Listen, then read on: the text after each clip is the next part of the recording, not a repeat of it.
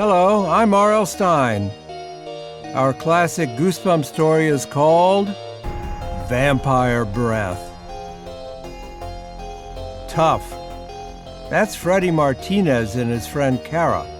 They're not afraid of anything. But that was before they went exploring in Freddy's basement. Before they found the secret room. Before they found the bottle of vampire breath. Poor Freddy and Cara. They should never have opened that bottle of vampire breath. Because now there's a vampire in Freddy's basement. And he's very, very thirsty. Listener beware, you're in for a scare.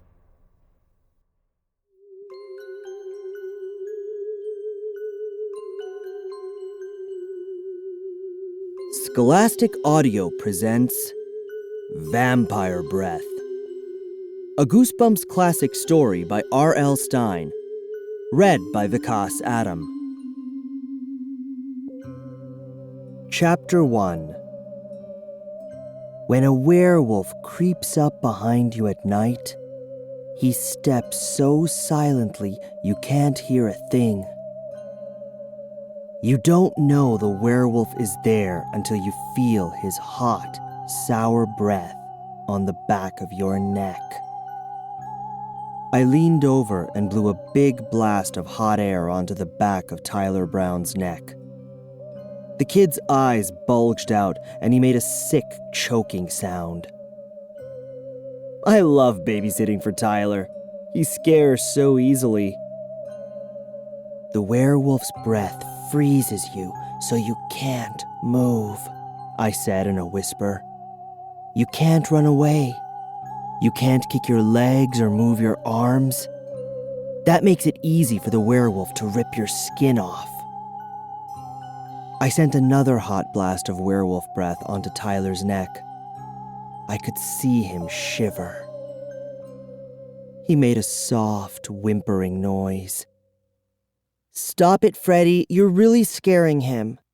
My friend Cara Simonetti scolded me. She flashed me a stern scowl from the chair across the room. Tyler and I were on the couch. I sat real close to him so I could whisper and scare him good. Freddy, he's only 6, Cara reminded me. Look at him. He's shaking all over. He loves it, I told her. I turned back to Tyler. When you are out late at night and you feel the hot werewolf breath on the back of your neck, don't turn around, I whispered. Don't turn around. Don't let him know that you see him. Because that's when he'll attack! I shouted the word attack. And then I leaped on Tyler and began tickling him with both hands as hard as I could. He let out a shout. He was crying and laughing at the same time. I tickled him until he couldn't breathe. Then I stopped. I'm a very good babysitter. I always know when to stop tickling. Cara climbed to her feet. She grabbed me by the shoulders and tugged me away from Tyler. He's only 6, Freddy, she repeated. I grabbed Cara, wrestled her to the floor, and started tickling her. The werewolf attacks again, I shouted. I tossed back my head in an evil laugh. Wrestling with Cara is always a big mistake. She punched me in the stomach so hard I saw stars. Really. Red and yellow stars. I rolled away, gasping for air. Did you ever have the breath knocked out of you? It's not a good feeling. You really think you'll never breathe again. Making me see stars is Cara's hobby. She does it all the time. She can do it with one punch.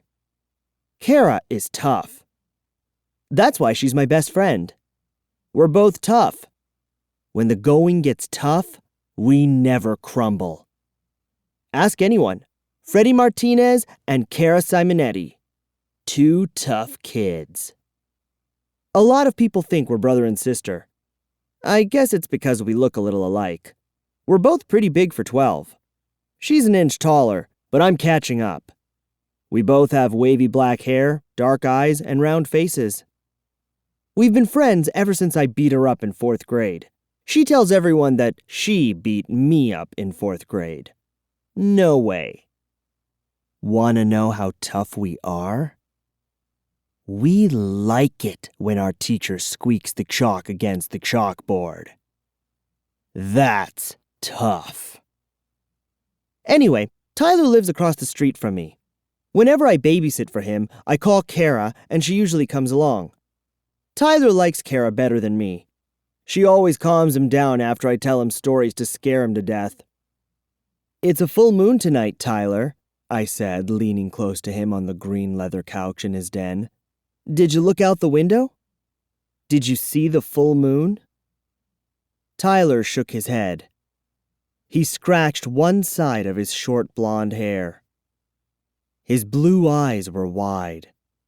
He was waiting for the rest of the werewolf story. I leaned closer and lowered my voice. When a werewolf steps out under the full moon, hair starts to grow on his face, I told him. His teeth grow longer and pointier. They don't stop until they reach under his chin. Fur covers his body like a wolf, and claws grow out from his fingers. I raked my fingernails down the front of Tyler's t-shirt. He gasped.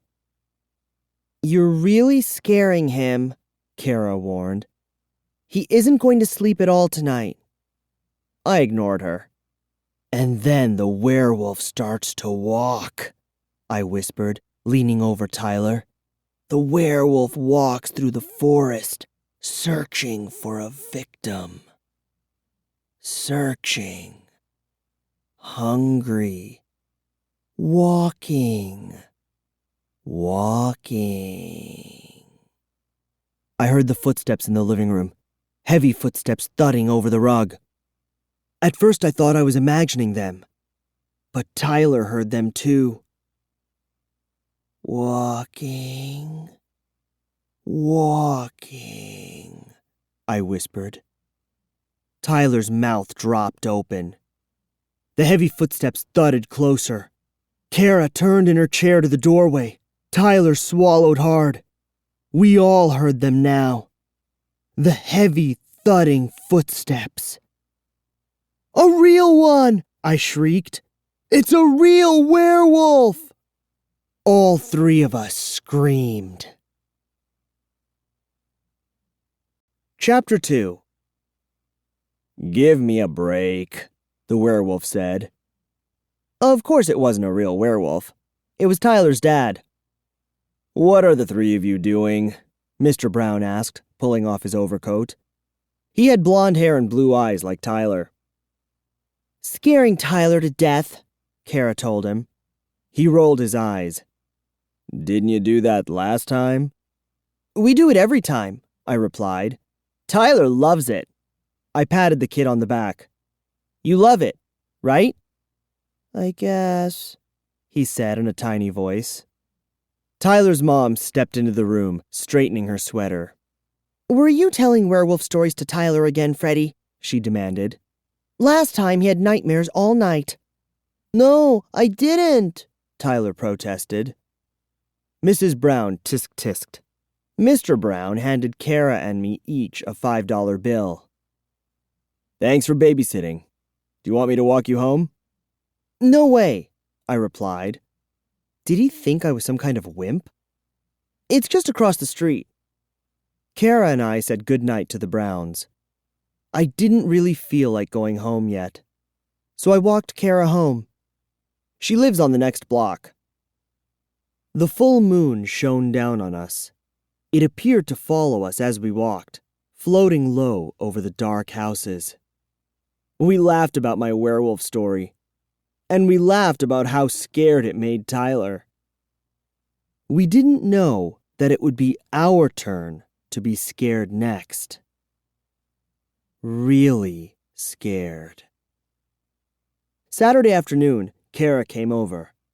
We hurried down to my basement to play air hockey. A few years ago, my parents cleaned the basement up and turned it into a great playroom. We have a full-size pool table and a beautiful old jukebox down there. Mom and Dad filled the jukebox with old rock and roll records. Last Christmas, they bought me an air hockey game, a big table-size one. Cara and I have some major hockey battles. We spend hours slapping the plastic puck back and forth at each other. We really get into it. Our air hockey games usually end in wrestling matches, just like real hockey games on TV. We leaned over the air hockey game and started to warm up, shoving the puck slowly back and forth across the table, not trying to score. "Where are your parents?" Cara asked. I shrugged. "Beats me." She narrowed her eyes at me. "You don't know where they went? Didn't they leave you a note or something?" I made a face at her. "They go out a lot." "Probably to get away from you," Cara exclaimed. She laughed. I had just come from karate class. I stepped around the hockey table and made a few karate moves on her. One of my kicks accidentally landed on the back of her ankle. "Hey!" she cried angrily. "Freddy, you jerk!" When she bent over to rub her ankle, I shoved her into the wall. I meant it as a joke. I was just goofing, but I guess I don't know my own strength. She lost her balance and slammed hard into an antique china cabinet filled with old dishes. The dishes rattled and shook, but nothing broke. I laughed. I knew that Cara wasn't really hurt. I reached out to help pull her off the front of the cabinet, but she let out a roar of attack and came hurtling into me. Her shoulder caught me in the chest. I uttered a hoarse, choking sound. Once again, I saw stars. While I gasped for air, she grabbed the hockey puck off the game table. She pulled her hand back to heave it at me, but I wrapped my hand around hers and struggled to wrestle the puck away. We were laughing, but this was a pretty serious fight. Don't get me wrong, Cara and I do this all the time, especially when my parents are out. I pulled the puck from her hand, and it went flying across the room. With a loud karate cry, I swung free of her. We were both laughing so hard we could barely move. But Cara took a running start and plowed into me once again. This time she sent me sailing back. I lost my balance. My hands shot up as I crashed into the side of the tall china cabinet. Whoa! I landed hard. My back smashed into the wooden cabinet's side, and the whole cabinet toppled over. I heard the crash of broken plates. A second later, I fell on top of the cabinet, sprawling helplessly on my back. Oh. My cry turned to a painful moan. Then silence. I just lay there on top of the fallen cabinet like a turtle on its back. My hands and legs thrashed the air. My whole body hurt. Uh-oh. That's all I heard Cara say. A simple uh-oh. And then she hurried over. She reached down, grabbed my hands, and tugged me to my feet. We both stepped away from the fallen cabinet. "Sorry," Cara murmured. "I didn't mean to do that." "I know," I said. I swallowed hard, rubbing my aching shoulder. "I think we're in major trouble." We both turned to check out the damage, and we both cried out in surprise when we saw what the old wooden cabinet had been hiding. Chapter 3. "A secret doorway!" I cried excitedly. We stared at the door.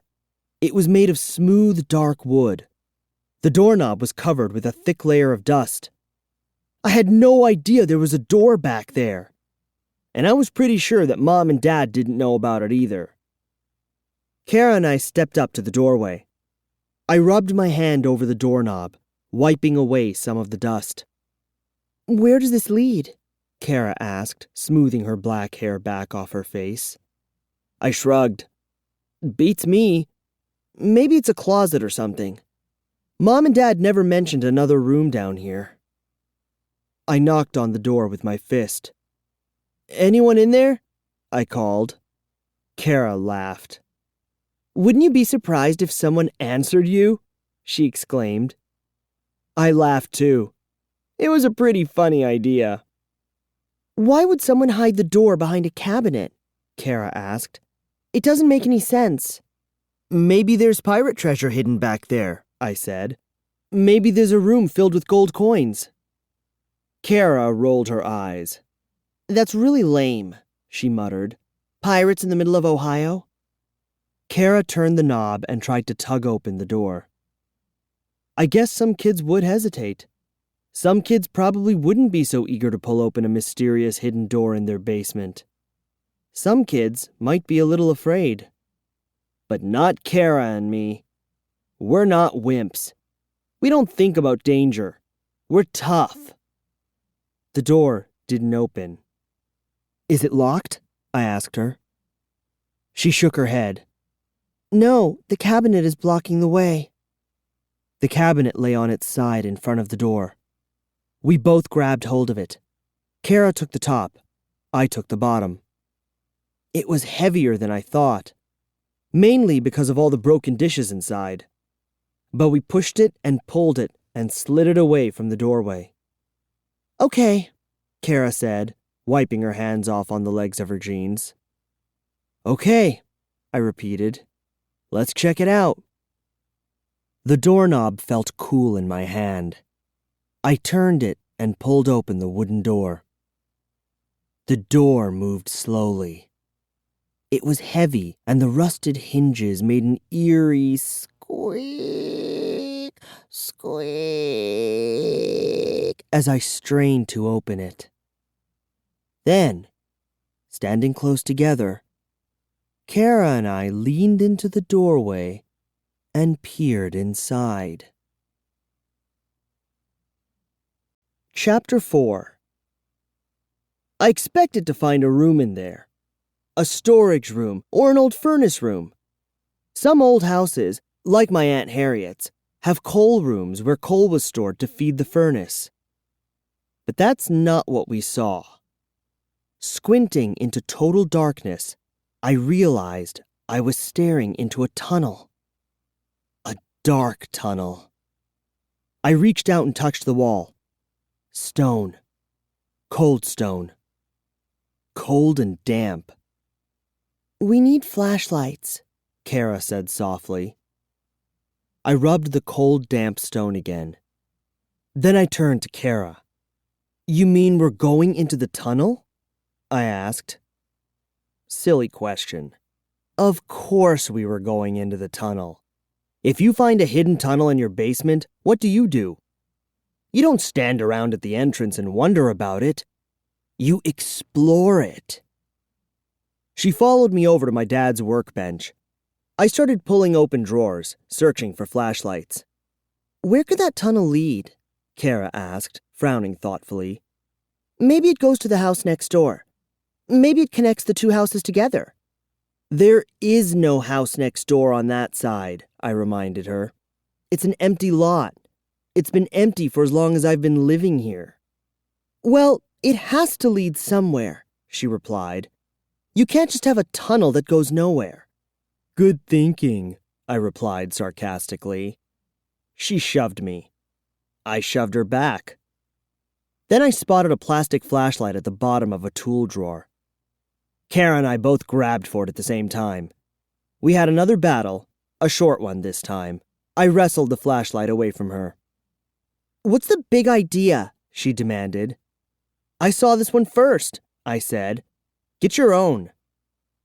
A few seconds later, she found another flashlight on a shelf above the workbench. She tested it by shining it in my eyes till I screamed at her.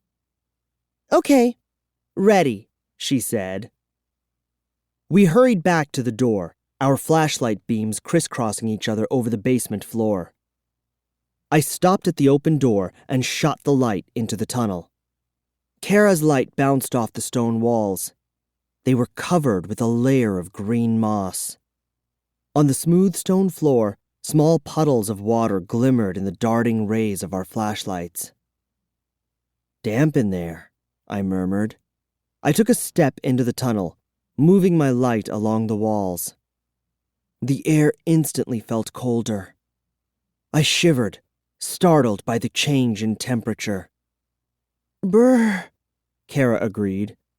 "It's like a freezer in here." I raised my light and aimed it straight ahead. "I can't see where the tunnel ends," I said. "It could stretch on for miles and miles." "Only one way to find out," Cara replied. She raised her light and blinded me with it once again. "Ha ha, gotcha." "Not funny," I protested. I beamed my light into her eyes. We had a short flashlight battle. Neither of us won.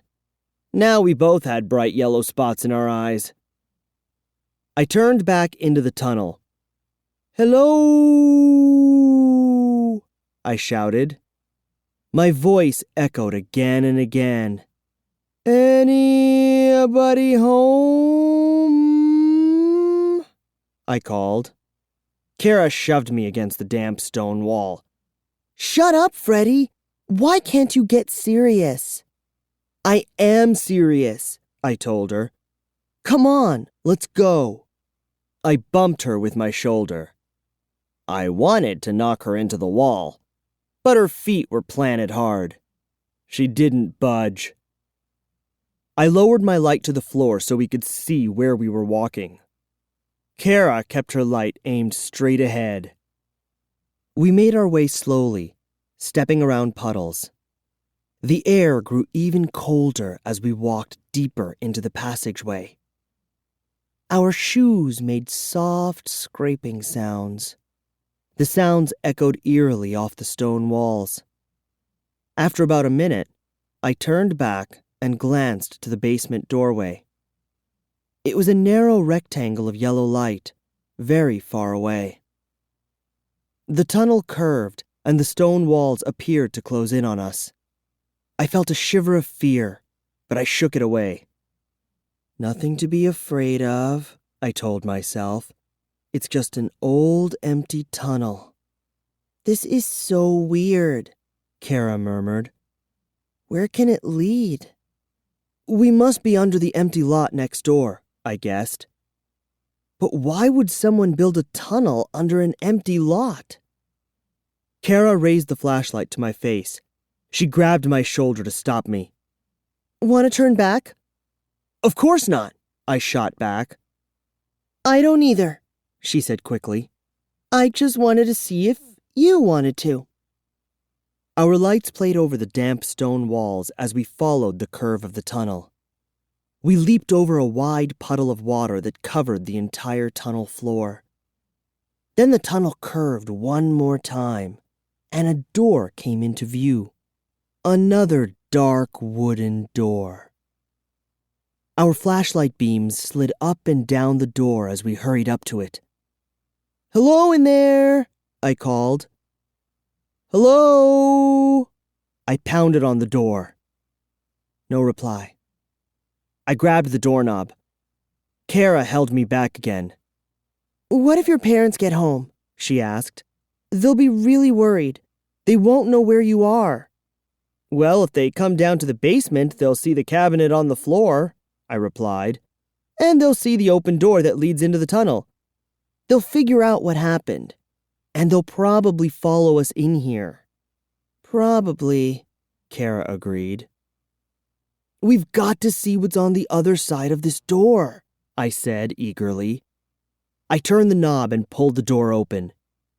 This door was heavy too, and it creaked eerily as it opened, just like the first door.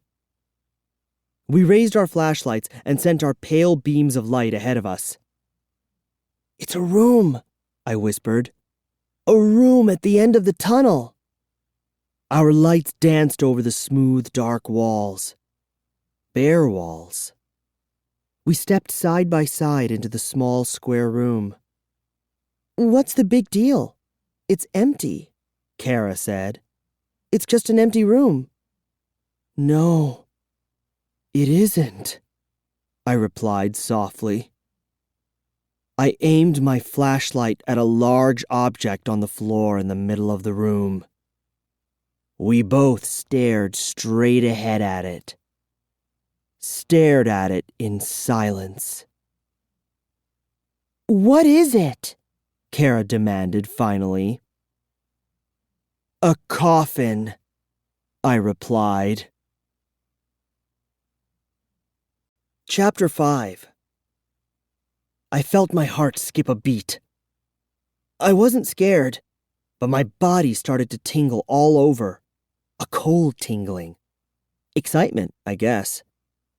Cara and I both aimed our flashlight beams at the coffin in the middle of the floor. The light circles bounced up and down over the dark wood. Our hands were shaking. "I've never seen a coffin before," Cara murmured. "Neither have I confessed, except on TV. The light reflected off the polished wood. I saw brass handles at both ends of the long box. "What if there is a dead person inside it?" Cara asked in a tiny voice. My heart leaped again. My skin tingled even colder. "I don't know," I whispered.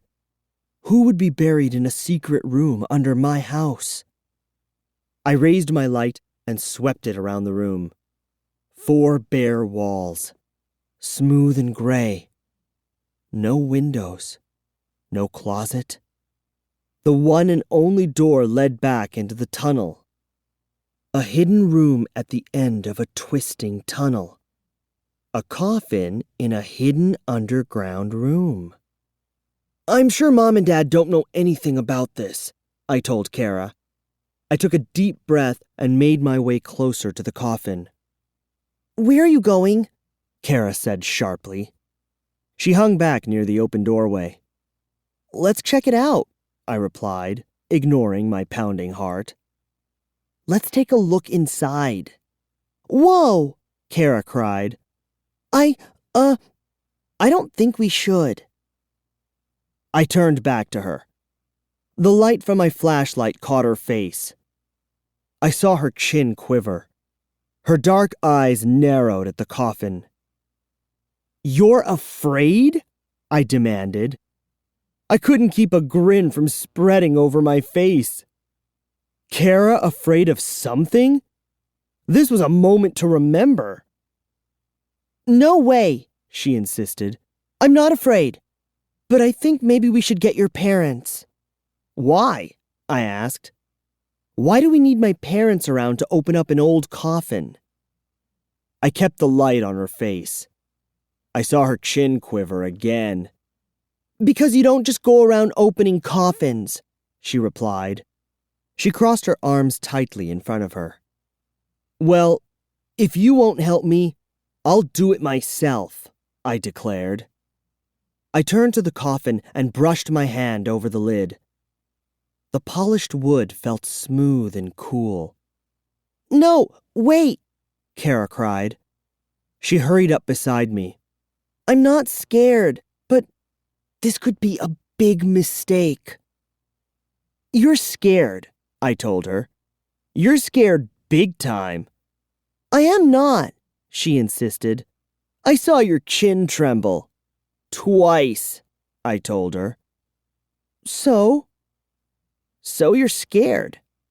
"No way." She let out a disgusted sigh. "Here, I'll prove it to you." She handed me her flashlight. Then she grabbed the coffin lid with both hands and started to lift it open. "Whoa, it's really heavy," she groaned. "Help me." A shiver ran down my back. I shook it off and set the flashlights down on the floor. Then I placed both hands on the coffin lid. I leaned forward, started to push up. Cara and I both pushed with all our strength. The heavy wooden lid didn't budge at first. But then I heard a creaking sound as it started to lift. Slowly, it raised up in our hands. Leaning over the open coffin, we pushed it, until it stood straight up and came to a rest. We let go of the lid. I shut my eyes. I didn't really want to look inside, but I had to. I squinted down into the open coffin. Too dark. I couldn't see a thing. Good, I told myself. I let out a sigh of relief. But then Cara bent down and picked up the flashlights from the floor.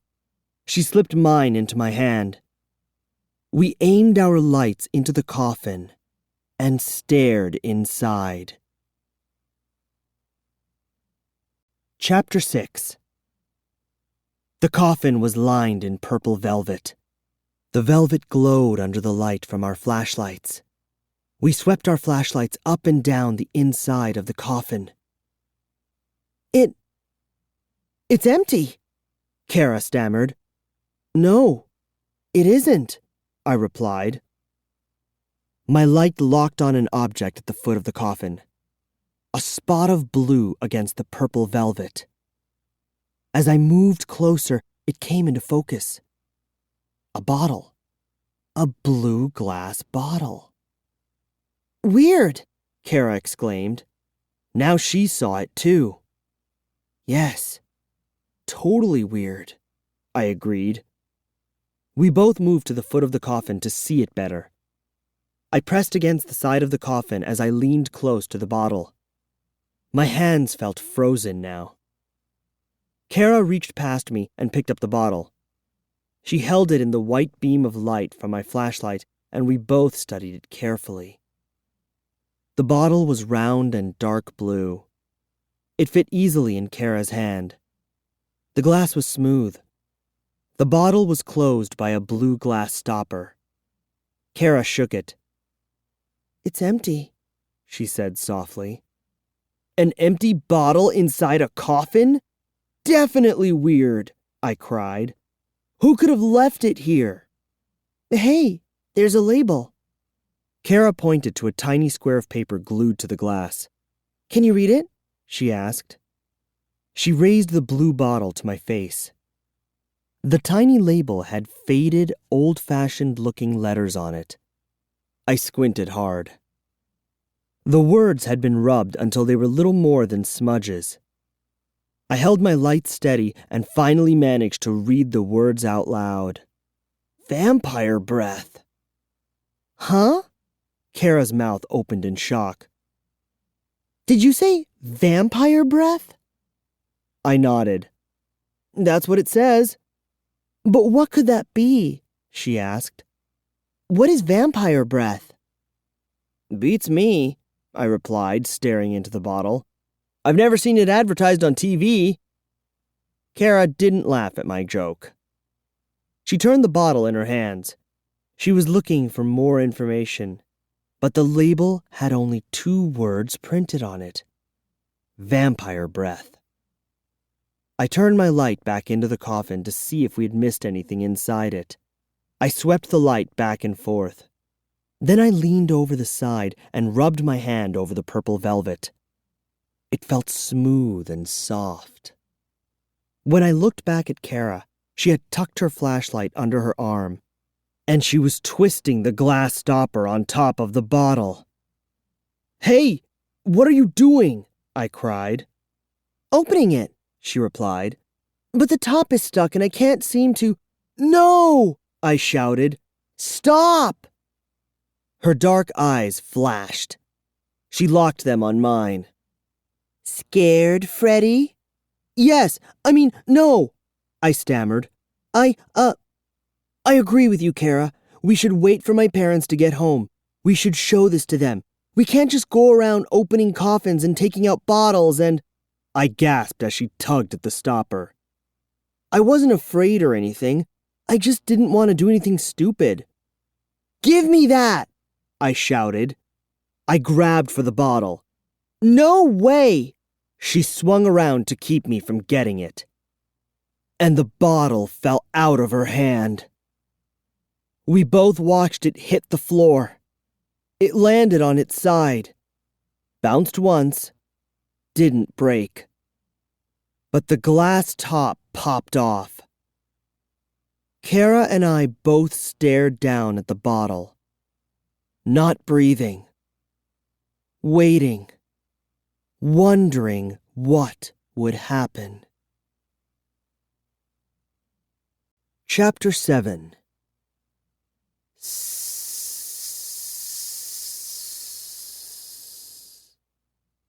It took me a few seconds to figure out what was making that hissing sound. Then I saw a smoky green mist shooting up from the bottle.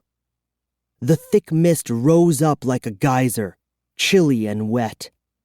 I felt it float against my face. Oh, I groaned when its sour smell reached my nose. I staggered back, choking. I started to gag. I thrashed both hands wildly, trying to brush the mist away. Yuck! Cara cried, making a sick face. She pressed her fingers over her nose. It stinks! The sickening fog swept around us. In seconds, the mist billowed all over the room. I can't breathe, I gasped. I couldn't see either. The fog blocked the light from our flashlights. Oh, Cara groaned. It smells so bad. My eyes burned. I could taste the sour fog on my tongue. I felt sick. My stomach gurgled. My throat tightened. I've got to plug up the bottle, I decided. If I close the bottle, this disgusting mist will stop spurting up. I dropped to my knees and my flashlight clattered to the floor. I felt blindly along the floor till I found the bottle. Then I swept my other hand in a circle till my fingers curled around the stopper. Struggling not to gag, I shoved the stopper into the top of the bottle. I jumped to my feet and held the bottle up so that Cara could see that I closed it. She didn't see me. She had both hands over her face. Her shoulders were heaving up and down. As I set the bottle down, I started to gag. I swallowed hard. Again. Again. I couldn't get the disgusting taste from my mouth. The sour fog swirled around us for a few seconds more. Then it lowered itself to the floor, fading away. Cara? I finally choked out. Cara, are you okay? She slowly lowered her hands from her face. She blinked several times, then turned to me. Yuck, she murmured. It was so gross. Why did you grab the bottle like that? That was all your fault. Huh? I gasped. My fault? My fault? She nodded. Yes, if you hadn't grabbed at the bottle, I never would have dropped it and... But you're the one who wanted to open it, I shrieked. Remember? You were pulling off the top. Oh. She remembered. She brushed at her sweater and jeans with both hands. She tried to wipe the awful smell away. Freddy, let's get out of here, she demanded. Yeah, let's go. For once, we agreed on something. I followed her to the door. Halfway across the room, I turned back, gazed at the coffin, and gasped. Cara, look, I whispered. Someone was lying in the coffin. Chapter 8. Cara screamed. She grabbed my arm and squeezed it so hard I cried out. We huddled together in the doorway, staring back into the dark room. Staring at the pale form in the coffin. Are you scared? Cara whispered. Who? Me? I choked out. I had to show her I wasn't scared. I took a step toward the coffin. Then another. She stayed close by my side. The beams of light from our flashlights darted shakily ahead of us. My heart started to pound. My mouth suddenly felt dry. It was impossible to hold the flashlight steady. "It's an old man," I whispered. "But how did he get there?" Cara whispered back. "He wasn't there a second ago." She squeezed my arm again, but I didn't really feel the pain. I was too excited, too amazed, too confused to feel anything. How did he get there? Who was he? "Is he dead?" Cara asked. I didn't answer. I crept up to the coffin and shone my light in. The man was old and completely bald. His skin stretched tight against his skull, smooth as a light bulb. His eyes were shut. His lips were as pale as his skin, drawn tightly together. He had tiny white hands, thin as bones. They were crossed over his chest. He was dressed in a black tuxedo, very old-fashioned looking. The stiff collar of his white shirt pressed up against his pale cheeks. His shiny black shoes were buttoned instead of laced. "Is he dead?" Cara repeated. "I guess so," I choked out. I had never seen a dead person before.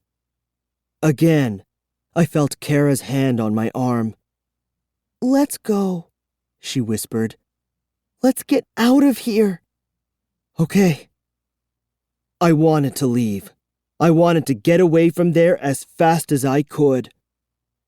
But something held me there.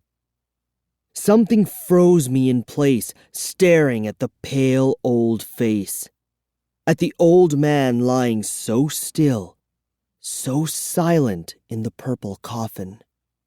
And as I stared, the old man opened his eyes, blinked, and started to sit up. Chapter 9. I gasped and stumbled backward. If I hadn't hit the wall, I think I would have fallen over. The flashlight fell from my hand. It clattered loudly to the floor. The sound made the old man turn in our direction. In the trembling beam from Cara's flashlight, he blinked several times. Then his tiny pale hands rubbed his eyes as if rubbing the sleep from them. He groaned softly and tried to focus on us, squinting and rubbing his eyes.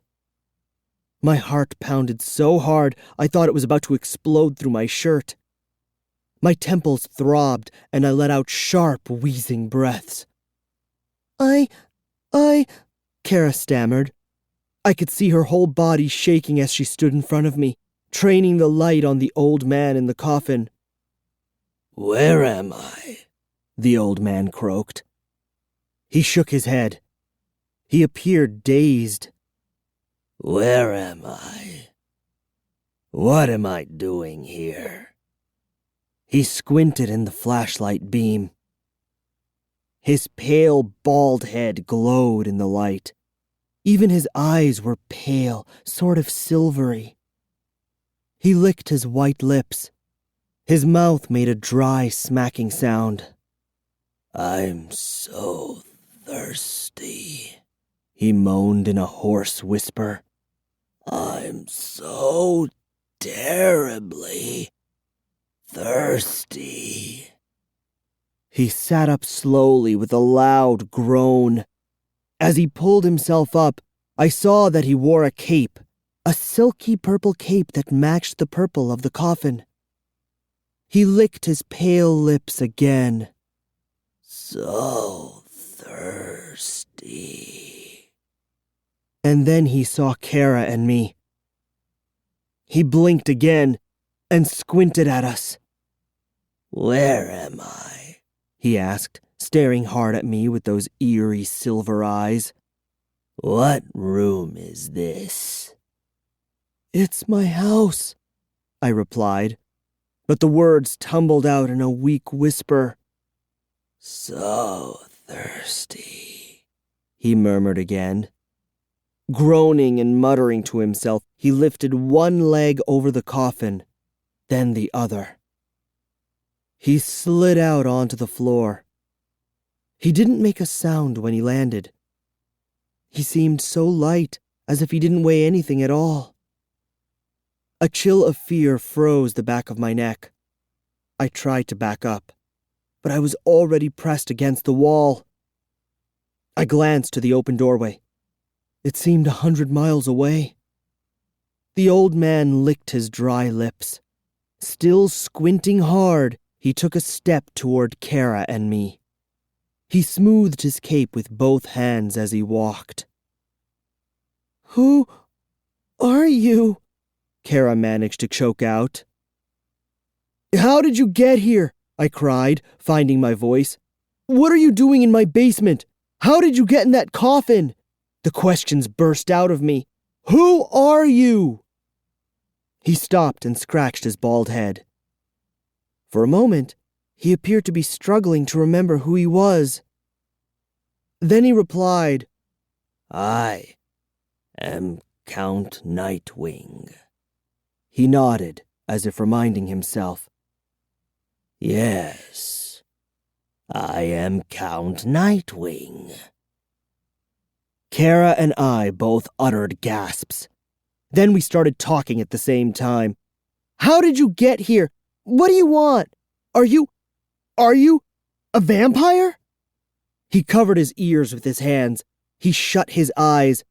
"The noise," he complained. "Please speak softly. I've been asleep for so long." "Are you a vampire?" I asked softly. "Yes, a vampire. Count Nightwing." He nodded and opened his eyes. He gazed at Cara, then at me, as if seeing us for the first time. "Yes," he hissed. He raised his arms and began to move toward us. "And I'm so thirsty. So very thirsty. I've been asleep for so long, and now I'm thirsty. And I must drink now." Chapter 10. The Count raised his arms and gripped the purple cape. The cape spread out behind him like wings, and he rose up into the air. "So thirsty," he murmured, licking his dry lips. "So thirsty." His silvery eyes locked onto Cara, as if trying to hypnotize her and hold her in place. I was never so frightened in all my life. I admit it. I don't scare easily, and neither does Cara. We've watched 100 vampire movies on TV. We laugh at them. We think the idea of a guy with fangs who flies around drinking human blood is funny. We have never been the least bit scared. But those were movies. This was real life. We had just watched this guy, who called himself Count Nightwing, rise up from a coffin. A coffin practically in my basement. And now he had his arms spread out and he was floating across the room toward us, muttering about how thirsty he was, narrowing his weird, frightening eyes at Cara's throat. So, yes, I admit I was scared, but not too scared to move. "Hey!" I gasped and grabbed Cara's arm. "Come on!" I cried. "Let's go!" She didn't budge. "Cara, come on!" I screamed, tugging her. She stared up at the pale face of the vampire. She didn't move. She didn't blink. I grabbed her arm with both hands.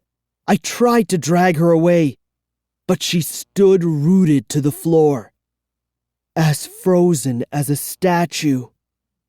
"So thirsty," the old man croaked. "I must drink now."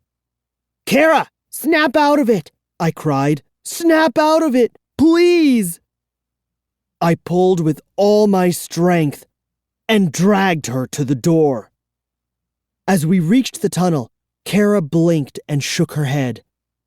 Letting out a startled cry, she tugged her arm free and started to run. We both burst out of the little room and ran through the curving tunnel. Our shoes clapped loudly on the hard stone floor. The noise echoed off the walls. It sounded as if 1,000 kids were running from the vampire. My legs felt rubbery and weak, but I forced myself to run. We ran through the dark tunnel, following the curve of the stone walls. Cara leaned forward, her arms stretched in front of her as she ran. She gripped the flashlight tightly in one hand. The light bounced all over, but we didn't need it. We knew where we were running. Cara is a very fast runner. Faster than me. As we turned again, her long legs were pumping hard, and she was pretty far ahead of me. I glanced back. Was the vampire following us? Yes. He was close behind, floating near the ceiling, his cape flapping behind him. "Cara, wait up!" I called breathlessly. A yellow rectangle of light came into view up ahead. The door to my basement. If we can just get to the door, I thought. If we can get to my basement, we can slam the door behind us and trap Count Nightwing in the tunnel. If we can get to the basement, we'll be safe. Mom and Dad must be home by now, I decided. Please be home, please. Up ahead, the rectangle of light from the open doorway grew larger. Cara was running hard, uttering a low gasp with each step. I was several feet behind her now, running as fast as I could, struggling to catch up. I didn't turn around, but I could hear the flap of the vampire's cape close behind me. Cara had nearly reached the door. "Go, Cara, go," I thought. My chest felt about to burst, but I ran harder, desperate to catch up, to reach the door, to leap into the basement to safety. "Oh!" I cried out as I saw the rectangle of light start to grow smaller. "The door! It's closing!" I shrieked. "No!" Cara and I both wailed. The door slammed shut with a crash. Cara couldn't stop in time. She hit the door and bounced off, stunned. I grabbed her by the shoulders to steady her. "Are you okay?" She didn't answer. Her eyes went to the closed door. She grabbed for the doorknob. "Freddy," she murmured. "Look." No doorknob. There was no knob on this side of the door. With a frantic cry, I lowered my shoulder to the wooden door and heaved my body against it. Again. Again. Nothing happened. My shoulder throbbed with pain, but the door didn't budge. "Help!" I shouted. "Somebody! Help! Let us out!" Too late. Count Nightwing had us trapped. He landed silently, his cape lowering around him. A thin smile spread over his pale face. His silvery eyes opened wide with excitement. His tongue darted back and forth over his caked, dry lips. "Run past him," Cara whispered in my ear. "Run back into the tunnel. Maybe we can keep him chasing after us and wear him out." But the vampire raised his cape to block our way. Could he read our minds? Holding his cape high, He stepped up to Cara. "So thirsty," he murmured. "So thirsty." Then he lowered his face to Cara's throat. Chapter 11. "Let her go! Let her go!" I screamed. I grasped at his waist, desperate to pull him away. But I grabbed only Cape. "Let her go! Stop!" I pleaded, tugging on the cape. I couldn't see Cara at all.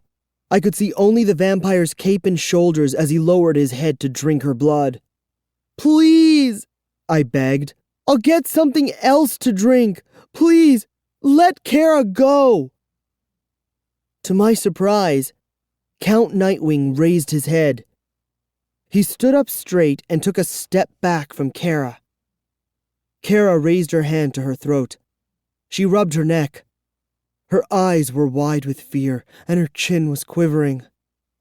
"Something is wrong," Count Nightwing said, shaking his head. He frowned. "Something is terribly wrong." I turned to Cara. "Did he bite you?" I choked out. Cara rubbed her neck. "No," she whispered. "Something is wrong," the vampire repeated softly. He raised a hand to his mouth. I watched him open his mouth and stick a finger inside. He shut his eyes and poked around in there. "My fangs!" he cried finally. His strange eyes bulged and his mouth dropped open. "My fangs! They're gone!" He turned away and started examining his mouth again. I saw my chance. I pounded on the door to the basement with both fists. "Mom! Dad! Can you hear me?" I shouted. Count Nightwing paid no attention to me. I heard him moan behind me. "My beautiful fangs," he cried. "Gone. Gone. I'll starve to death without my fangs." He opened his mouth wide, showing Cara and me. He had no fangs. No teeth at all. Only gums. "We're safe," I whispered to Cara. "He's too old and weak to hurt us," I told myself. "Without his fangs, the old vampire can't harm us." "We're safe! We're safe!" I cried. How wrong could a person be? Chapter 12. The old vampire poked a finger around in his mouth, shaking his head sadly the whole while. Finally, he sighed and dropped his hands to his sides. "Doomed," he whispered. "Doomed. Unless—" "Sorry, we can't help you," I said. "Now, will you open the door and let me back in my house?" Count Nightwing rubbed his chin. He shut his eyes, thinking hard. "Yes, let us out," Cara insisted. "We can't help you, so—" The old vampire's eyes shot open. "But you can help me," he declared. "You will help me." I took a deep breath. "No, we won't," I told him. "Let us go. Now." He floated up over us. He moved his gaze from Cara to me. His silvery eyes suddenly appeared cold, icy. "You will help me," he said softly. "Both of you, if you ever hope to return to your homes again." I shivered. The tunnel suddenly felt so cold, as if a freezing wind was blowing through it. I glanced at the door. So close, I thought. We're so close to being safe and sound in my house. On the other side of the door, we would be out of danger. But we can't get there. We can't. We could be 1,000 miles away. I turned back to the icy stare of the old vampire. He's evil, I realized. Even without his fangs, he is evil. What do we have to do? Cara stammered. Yes. What can we do? I repeated. He lowered himself to the floor. His expression softened. The bottle of vampire breath, he said. Did you see it? Yes, I replied. We found it. In your coffin. Do you have it? He demanded eagerly. He reached out a hand. Do you have it? Give it to me. No, Cara and I answered together. We didn't take it, I told him. I think I left it on the floor. We dropped it, Cara stammered. The old vampire gasped. You what? Did you break it? Did you spill the vampire breath? It poured out, I replied. The room filled with smoke. We put the cap back on, but... We must find it, Count Nightwing declared. I must have that bottle. If there is a little bit of vampire breath left in the bottle, it will take me back to my time. Your time? I asked. He squinted at me. Your clothing, your hair. You two are not of my time, he said. What year is this? I told him. His mouth dropped open. A startled squeak escaped his throat. I have been asleep for over 100 years, he exclaimed. I must find the vampire breath.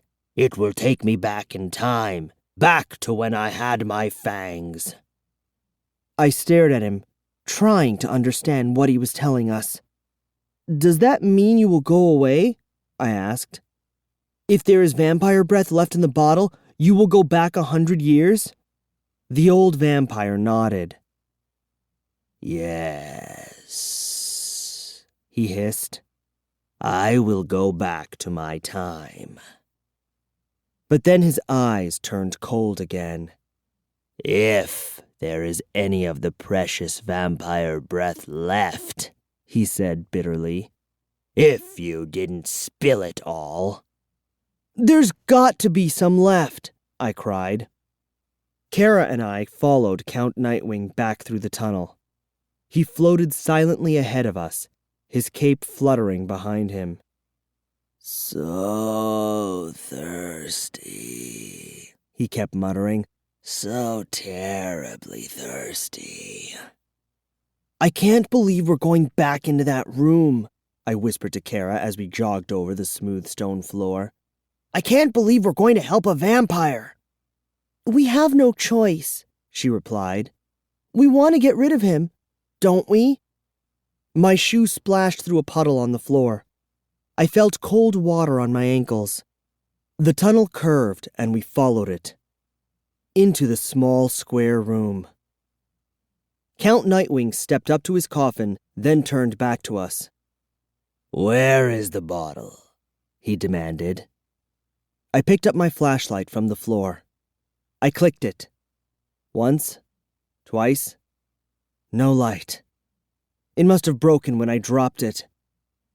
I set it back down on the floor. The bottle, the old vampire repeated. I must have it. I think Freddy dropped it into the coffin, Cara told him. She stepped to the center of the room and flashed her light up and down the purple velvet of the coffin. No, it is not there, Count Nightwing said impatiently. Where is it? You must find it. You have no idea how thirsty I am. It's been at least 100 years. He's a good sleeper, I thought. It must be somewhere on the floor, Cara told him. Well, find it! Find it! The vampire shrieked. Cara and I began to search the floor. I walked beside her since she had the only light. She swept the flashlight up and down the bare floors. No sign of the blue bottle. "Where is it?" I whispered. "Where?" "It shouldn't be so hard to find in an empty room," Cara declared. "Do you think maybe it rolled out into the tunnel?" I suggested. Cara bit her bottom lip. "I don't think so." She raised her eyes from the floor and gazed at me. "We didn't break it, did we?" "No. When I put the cap back on it, I set it down somewhere," I replied. I glanced up to see the vampire glaring at us angrily. "I'm losing my patience," he warned. He licked his dry lips. His icy eyes moved from me to Cara. "There it is!" Cara cried. Her beam of light froze at the base of the coffin. The blue bottle lay there on its side. I charged across the room, bent quickly, and picked up the vampire breath. Count Nightwing's eyes flashed in excitement. A pale smile spread over his face. "Open it. Now!" he ordered. "Open it, and I will be gone. Back to my time, back to my beautiful castle. Goodbye, children, goodbye. Open it, quickly." My hands trembled. I gripped the blue bottle tightly in my left hand. I lowered my right hand to the glass stopper on top of the bottle. I grabbed the stopper and pulled it off the bottle. And waited. And waited. Nothing happened. Chapter 13. And then I heard a whoosh. I nearly dropped the bottle as a green mist sprayed up through the top. "Yes!" I cried happily. The bottle wasn't empty.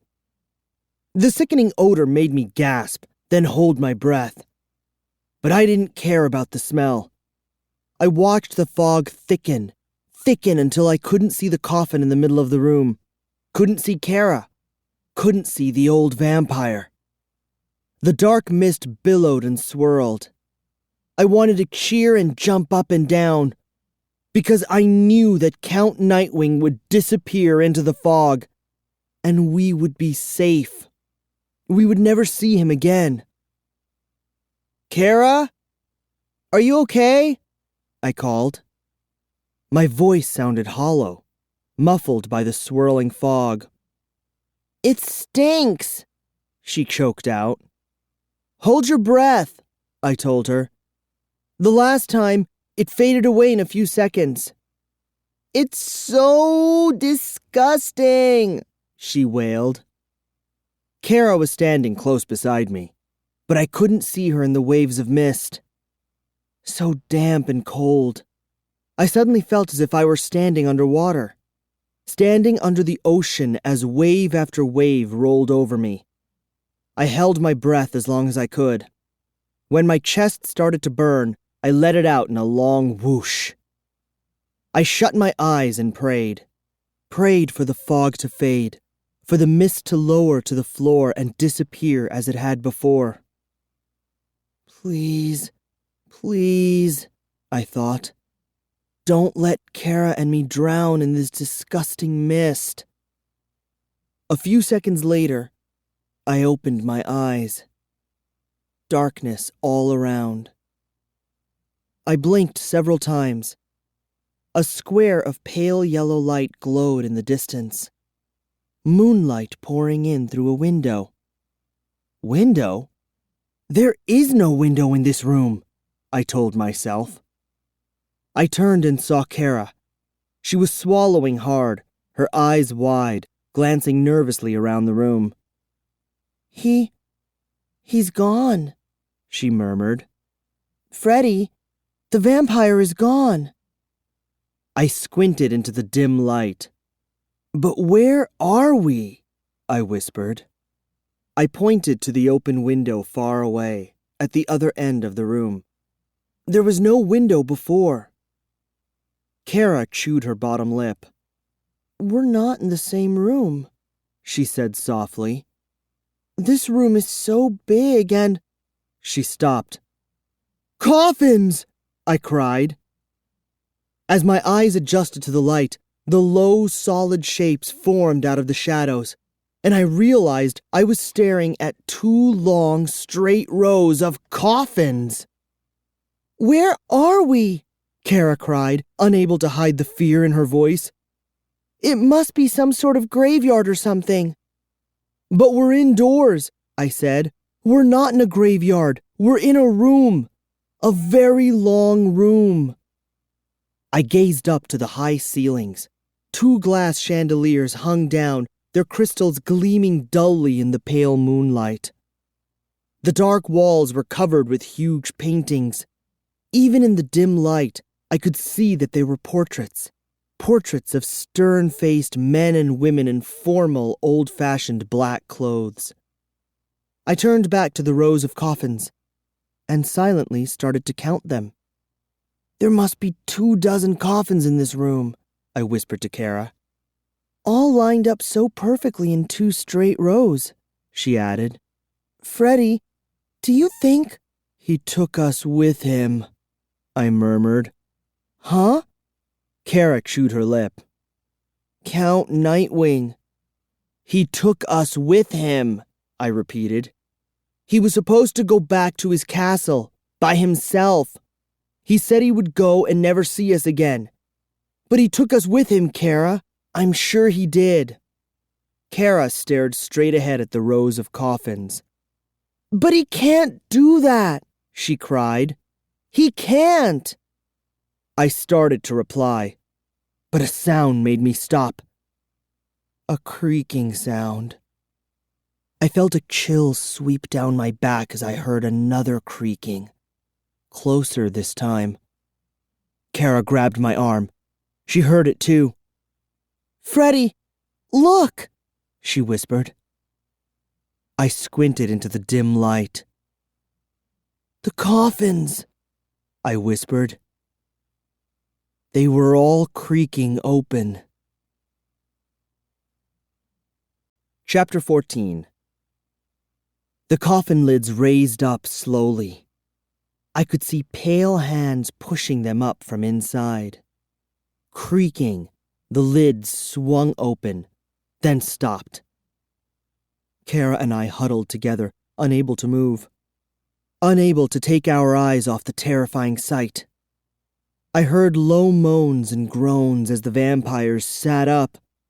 Bony hands gripped the sides of the coffins.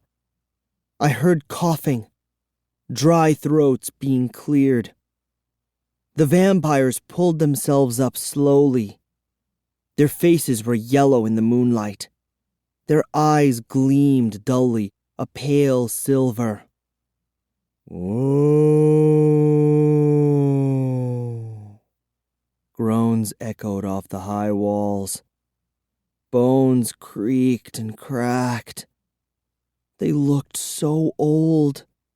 Older than the oldest people you see on the street. Their skin appeared so thin and was wrapped so tight you could see the bones underneath. Living skeletons, I thought. Their ancient bones snapped as they moved. "Oh!" They pulled themselves up.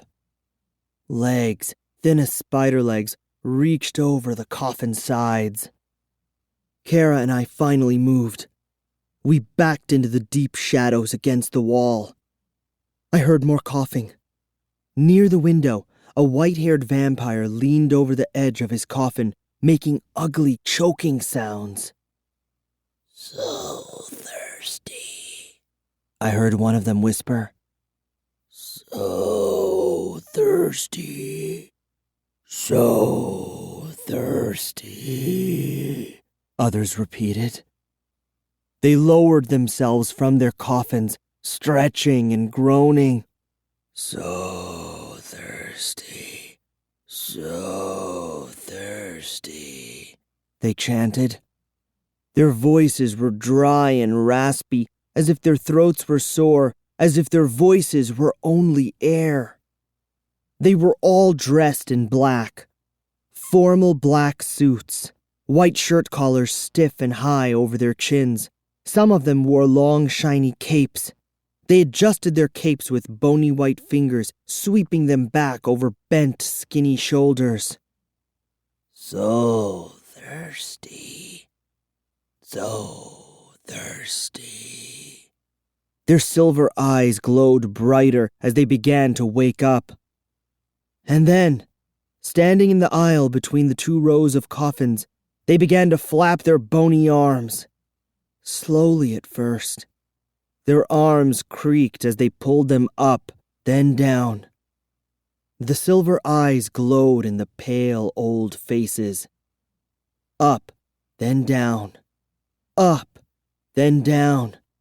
They flapped their arms faster, groaning and grunting. The sound echoed off the walls and the high ceiling. Flapping faster now. Flapping. Flapping. And as Cara and I gaped in amazement, the sickly, groaning old men began to shrink. The flapping arms became the flutter of black wings. The red eyes glowed from rodent-like faces. In seconds, they shrank and transformed. They all became fluttering black bats and turned their red eyes to Cara and me. Chapter 15. Did they see us? Could they see us in the deep darkness, our backs pressed against the stone wall? The bats fluttered up over the open coffins. Their flapping wings glistened, silvery in the moonlight. I heard a rattling, like the warning sound of a snake, but the rattling quickly became a hiss. The bats opened their mouths, revealing pointed yellow fangs, and hissed. What a sound! A shrill, angry whistle that rose higher, higher, until it drowned out the patter of their fluttering wings. A hiss of attack. They were awake and ready now, ready to swoop at me, to knock me to the floor, to dig those pointed fangs deep into my skin, and drink. Freddy! Cara cried. She raised her hands in front of her to shield her face. Freddy! The shrill hissing surrounded me, seemed to be coming from inside my head. I covered my ears, trying to shut it out. Covered my ears, watched their red, glowing eyes, and waited for the attack. But to my shock, the hissing bats didn't swoop toward us. They fluttered up, turned, and flapped in a line out the open window at the other end of the room. My mouth hung open. I realized I had stopped breathing. I watched them fade into the moonlight, shiny wings fluttering rapidly, the shrill hissing fading with them. Then I took a deep breath and slowly let it out. Cara, I whispered. We're okay. They didn't see us back here. She nodded, but didn't reply. A thick strand of her black hair had become matted to her forehead. She brushed it back with a trembling hand. Wow, she murmured, shaking her head. Wow. We're okay, I repeated. My eyes checked out the long room. The open coffins stretched to the window. Their dark wood gleamed in the moonlight. Their long shadows crept along the floor. We're okay now, I repeated to Cara. We're all alone. Footsteps behind us made us both cry out. I heard a throat being cleared. I spun around so hard I nearly toppled over. Count Nightwing strode into the room, carrying a flaming torch. The torchlight flickered over his smooth face. His silvery eyes were wide with surprise. What are you two doing here? He demanded. I opened my mouth to reply, but a sputtering, choking sound was all I could force out. You do not belong here, the old vampire boomed. He waved the fiery torch in front of him. It left a trail of orange light as he swung it. "You have no right to be here. This is my time, and this is my castle." He floated off the floor. His eyes suddenly glowed as brightly as the torch flame. "You do not belong here," he repeated menacingly. But, I stammered, frightened and angry and confused all at the same time. "But you brought us here," Cara protested angrily. She waved her finger at him, accusing him. "We didn't follow you." "She's right." I finally found my voice. "You promised us you would go away and leave us alone, but you brought us back to your castle with you." Still floating a few feet above the floor, Count Nightwing held the torch in one hand and rubbed his frail-looking chin with the other. He murmured. His eyes glowed at us.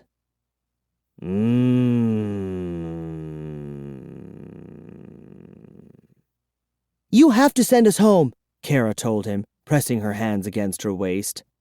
"Yes," I agreed. "Send us home, now." Count Nightwing lowered himself silently to the floor. In the flickering torchlight, he suddenly looked weary. The light in his eyes dulled. He sighed. "Just send us home," Cara insisted. "We won't tell anyone we saw you. We'll forget this whole thing happened." The old vampire brushed back his cape. He shook his head. "I can't send you home," he whispered. "Why not?" I demanded. He sighed again. "I don't know how." "Huh?" Cara and I both gasped. "I don't know how to send you home," Count Nightwing repeated. "I'm a vampire, not a magician." But, I started, sputtering again. My whole body shook in total panic. "Then what are we going to do?" Cara asked shrilly. The old vampire shrugged again. "It's really no problem," he replied softly. "No problem at all. As soon as I find my fangs, I'll drink your blood, and I'll turn you both into vampires." Chapter 16. "But we want to go home," I screamed. "We don't want to be vampires," Cara wailed. "This isn't fair. We helped you. Now you have to help us." The old vampire didn't hear us. In the flickering orange light from the torch, I saw his eyes go all dreamy. His whole body appeared to flicker in and out with the light. "The vampire breath," he whispered. "I need it. Now." "Send us home, now," Cara ordered him. "I mean it. Send us home." I balled my hands into fists. I felt so angry. I mean, we helped him return to his castle. And how was he going to pay us back? By biting our necks and turning us into vampires. By keeping us here forever. I tried to imagine what it would be like living here in this castle, sleeping all day in a coffin, rising up at night and turning into a bat, flying out night after night in search of necks to bite. Forever. Just thinking about it made me shake with horror. I'll never complain about having to babysit for Tyler Brown again, I decided. And then the horrifying thought made my heart skip. I may never see Tyler Brown again. Or Mom and Dad. Or any of my friends. "You've got to send us home," I cried to Count Nightwing. "You've got to!" He was pacing back and forth in front of us now, the torchlight dipping and darting. He didn't pay any attention to us. I don't think he even remembered that Cara and I were in the room. "Vampire breath," he repeated. I must find the vampire breath. Where is the bottle of vampire breath? I wondered. I was holding it in my hand when we opened it back in the little room. My eyes searched the floor. No sign of the little blue bottle. It must have disappeared when we traveled back in time, I realized. Why do you need it? Cara asked. The old vampire narrowed his eyes at her. When he is awake, a vampire needs vampire breath every day, he said softly. We cannot live by blood alone. Cara and I both stared at him, waiting for him to continue. We all live together here in my castle, he explained in his hoarse, whispery voice. We live here so we can be close to our supply of vampire breath. We each have our own bottles. We guard them closely. He sighed. But now I remember. The supply was running low. I was down to my last bottle. I must find it. I must! But what does it do for you? I demanded. Everything! Count Nightwing shouted. Vampire breath does everything for a vampire.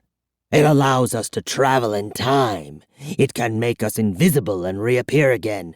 It keeps our skin smooth and clear. It gives us energy. It helps us sleep. It keeps our bones from drying to powder. It freshens our breath. Wow, I murmured, shaking my head. But how will it help you find your fangs? Cara demanded. Vampire breath restores the memory, the old vampire told her. When you live for hundreds of years, it's hard to remember things. The vampire breath will help me remember where I put my fangs. He spun around. His eyes locked on me. The bottle. Do you still have it? I could feel the power of his silvery eyes. I could feel them burning into me, searching my mind. No, I stammered. I don't have it. But it won't do you any good, Cara cried. We emptied it, remember? We emptied the whole bottle to get you back here. Count Nightwing shook his head impatiently. That was in the future, he snapped. That was over 100 years in the future. This is 1880, remember? In 1880, the bottle is still full. My head was spinning. I leaned against a coffin and tried to make sense of what he was saying. The old vampire started to pace again, rubbing his chin thoughtfully. I hid the bottle somewhere, he muttered. I hid it so that the others couldn't find it and use it while I took my nap. But where? Where did I hide it? I must find it. I must! He spun away from us, his long purple cape swirling behind him. The orange torchlight bounced ahead of him as he floated toward the doorway. Where? He asked himself, shaking his head. A few seconds later, he vanished. Cara and I were left alone with the rows of coffins in the long room. Cara sighed unhappily. She motioned to the coffins. I hope I get one near the window, she joked. I like a lot of fresh air. I was still leaning against the nearest coffin. I stood up and slapped the side angrily with my hand. I don't believe this, I cried. I'm only 12, Cara moaned. I'm not ready to die and then live forever. I swallowed hard. You know what we have to do, don't you? I said softly. We have to find the vampire breath before Count Nightwing does. If he finds it first and gets his fangs back, we're doomed. I don't agree, Cara replied sharply. I have a much better plan. A better plan? What is it? I demanded. Chapter 17. Cara glanced to the doorway, then back to me.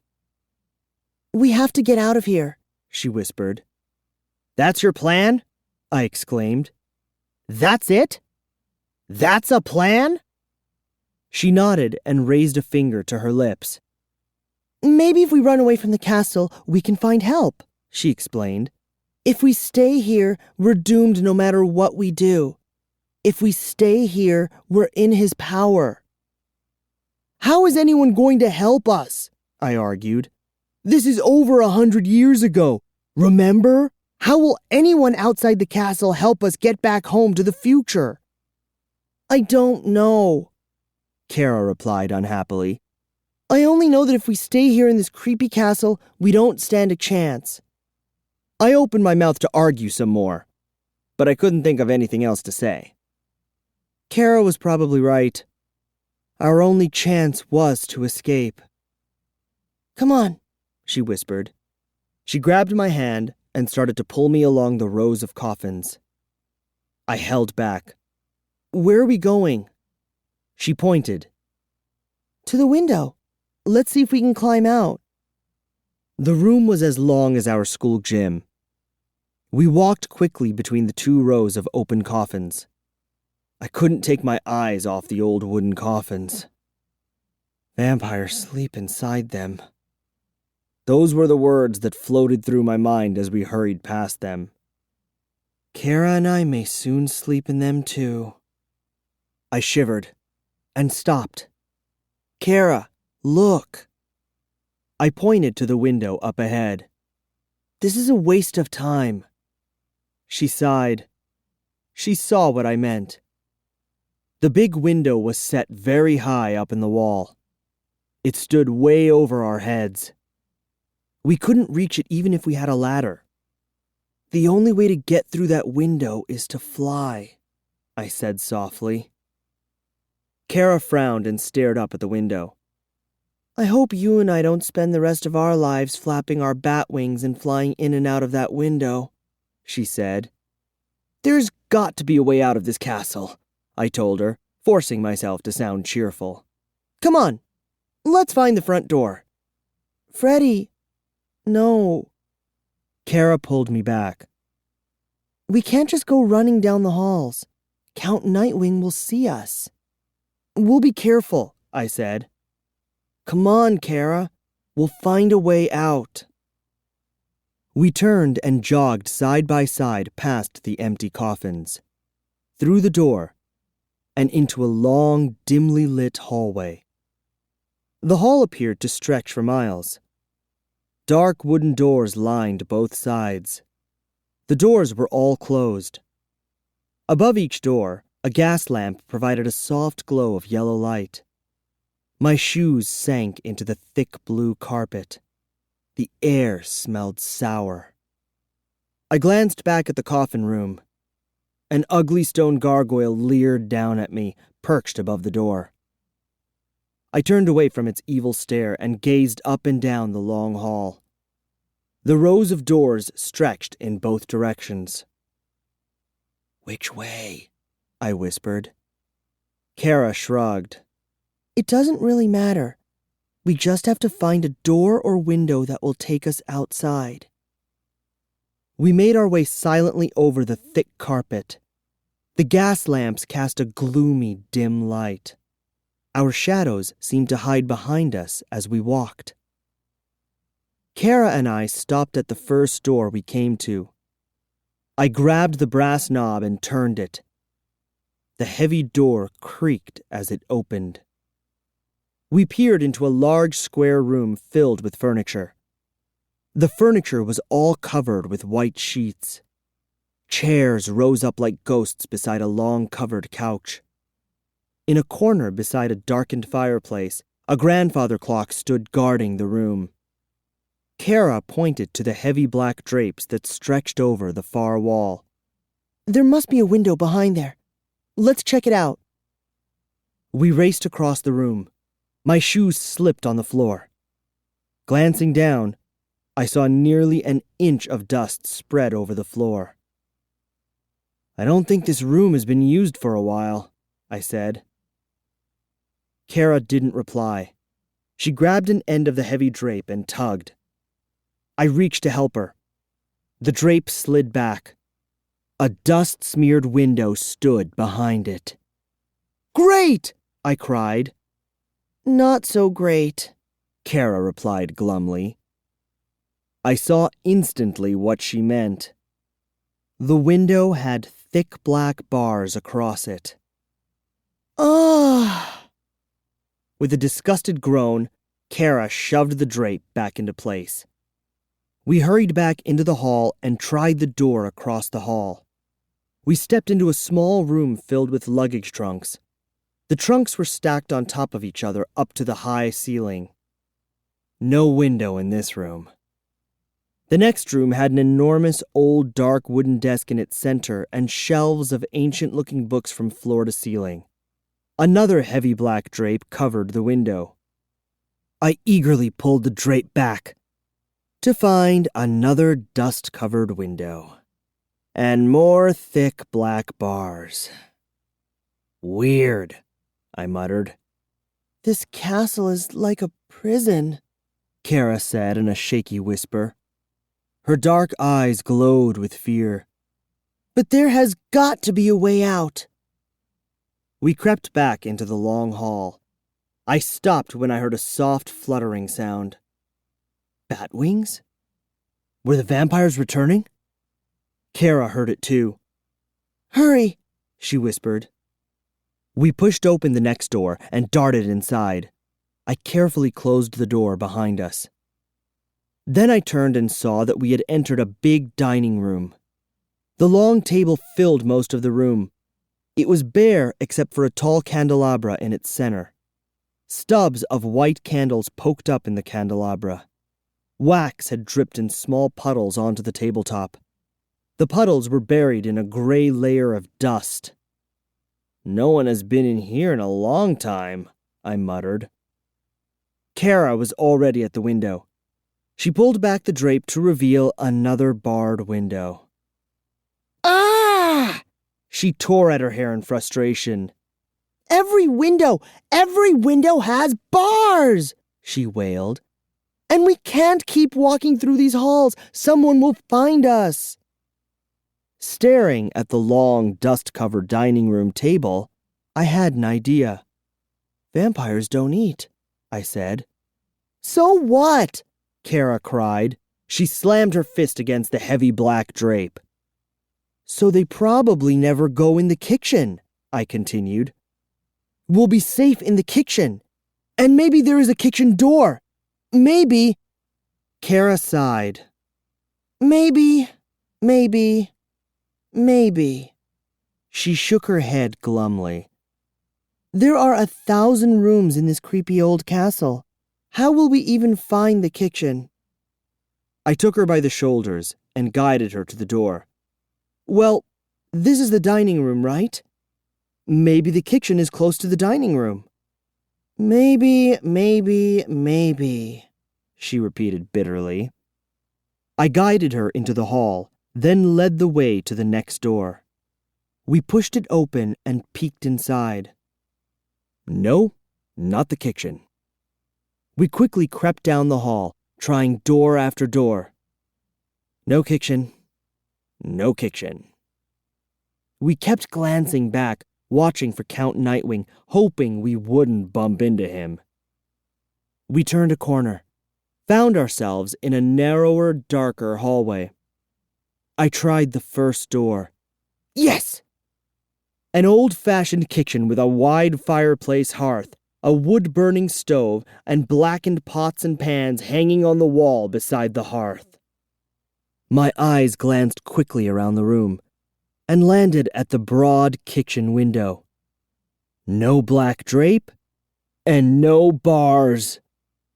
"Yay!" Cara cheered. We both dove for the window. Could we open it? We tried pushing it up from the bottom, but there were no handles, no place to grip the frame. "Smash it!" Cara cried. "Smash the window open!" I ran to the wall and pulled down a heavy metal skillet. I lugged it to the window, pulled back my arm, prepared to swing. "Oh!" I cried out when I heard a cough. Behind us, from the hallway. "It's him," I whispered. "It's Count Nightwing." "Smash the window," Cara insisted. "No, he'll hear us. He'll find us," I whispered back. I lowered the skillet to the floor and turned back to study the window. Another cough. Closer this time.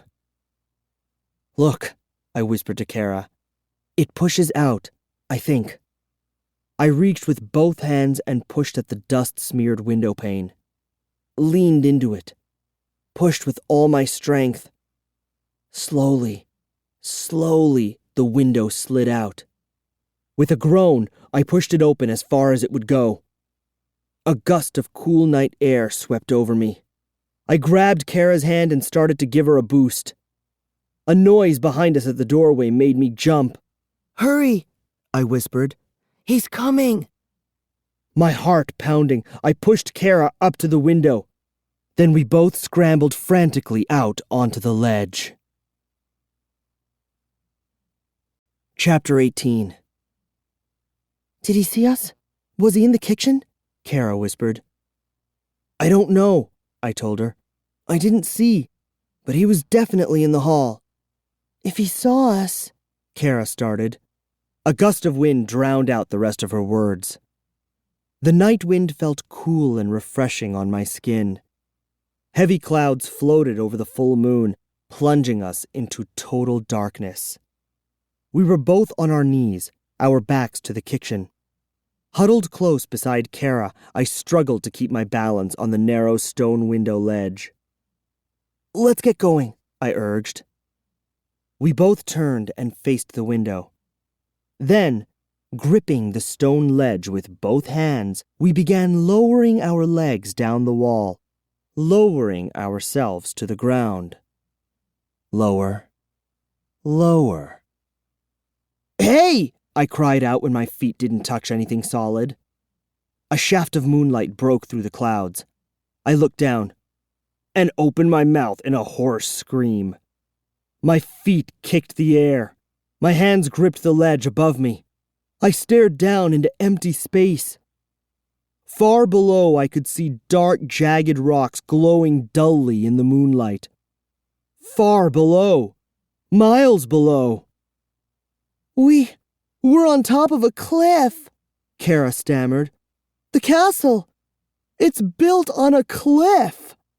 "Oh," I uttered a terrified moan. The castle was built on top of a sheer rock cliff, and we were now dangling over the side. Dangling by our arms. Dangling. My arms started to ache. I could feel my hands slipping, losing their grip on the stone window ledge above me. "Cara!" I gasped. Chapter 19. My hands scraped the dark stones of the wall. I struggled to grab onto something. Anything. But I was falling too fast. My feet kicked. I thrashed my arms. The wind rushed up at me as if trying to push me back up. Was that me howling like that? I was falling too fast to hear my own scream. And then suddenly I stopped. Stopped screaming. Stopped falling. A black shadow swept around me. I felt something sharp dig into my shoulders. Hot breath grazed the back of my neck. I heard a loud flapping sound, a fluttering heartbeat. Gripped inside this shadow, I felt myself being pulled up. I twisted my head back and saw two glowing red eyes. The hot breath poured from its dark, gaping mouth. "It's going to eat me," I realized. I'm trapped inside this red-eyed shadow, trapped in its talons as it carries me higher. Higher. And then darkness surrounded me. I landed somewhere. Landed hard on my feet with a loud thud.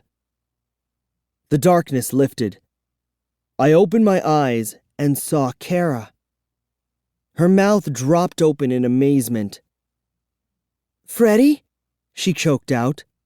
"Freddy?" I spun toward the big open window to see the giant bat that had carried me back to the kitchen. Its wings flapped against the floor. The red eyes glowed angrily from its big, ugly face. "It saved our lives," I realized. I collapsed to my knees. I grabbed the side of the stove to hold myself up. "I'm okay. I'm going to be okay," I told myself. I raised my eyes to the enormous bat. It started to shrink. It tucked itself inside its black wings, wrapped the wings around its body. The wings melted into a cape, a purple cape, and as the cape swept back, Count Nightwing appeared. "You made a serious mistake, young man," he scolded sternly. His strange silver eyes burned angrily into mine. "Did you think you could fly?" he demanded with a sneer. "You are not ready to fly. Yet." I was still shaking too hard to speak. "When I turn you into a vampire, you can fly every night," Count Nightwing snarled. He lowered his face close to mine, so close I could smell the decay of his pale skin. "Don't try to escape again," he growled. "It is a waste of time. And the next time, I won't catch you." I swallowed hard. I held my breath, trying to force my heart to stop pounding so hard. Count Nightwing turned away from me. Swirling the purple cape behind him, he floated past Cara through the kitchen. He stopped at the door and swung back to us. "Don't just stand there," he ordered. "Come help me find the vampire breath. I know it's somewhere in this wing of the castle." He grabbed his pale throat. "I'm so thirsty, so thirsty." His silvery eyes locked on Cara, then on me. "I must remember where I hid my fangs. Hurry. Help find the vampire breath.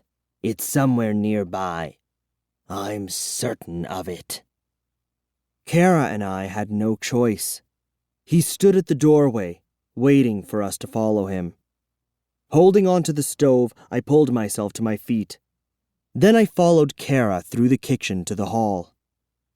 "Perhaps I hid the bottle in the royal guest room," Count Nightwing said, talking to himself.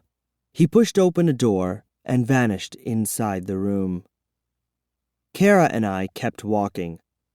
The hallways appeared to stretch for miles ahead of us. Door after door after door. And this was only one wing of the old vampire's castle. "Are you okay?" Cara asked, studying me as we walked. "You still look kind of shaky." "I am kind of shaky," I confessed. "After all, I fell off a cliff." Cara shook her head. "It isn't going to be easy to escape." "We can't escape," I replied. "The castle was built up here on top of the cliff to keep anyone from escaping." She brushed a strand of black hair from her eyes. "We can't give up, Freddy. We have to keep trying. As soon as he finds his fangs, he's going to turn us into vampires." "That's why my first plan is the best," I insisted. "We have to find the bottle of vampire breath before he does. Maybe we'll get lucky. Maybe we'll find it first." "But what will we do with it once we have it?" Cara demanded. "Mainly keep it from him," I declared. I pulled her into the next room. We both gasped when we saw the coffins. Dozens of them, all lined up perfectly in 4 rows, the length of the room. All open. "Another vampire bedroom," Cara cried. She shivered. "It's so creepy, Freddy. Look how many there are." The vampires are all out somewhere, swooping around, searching for blood to drink, I said. But soon they'll be flying home, and when they see us... Cara gulped. "We'll be their dessert."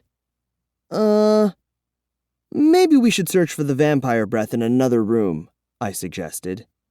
Somewhere away from these coffins. But then my eye fell on something. A coffin against the wall. A closed coffin. "Cara, look at that," I whispered, pointing. All the other coffins were left open. That's the only one with a closed lid.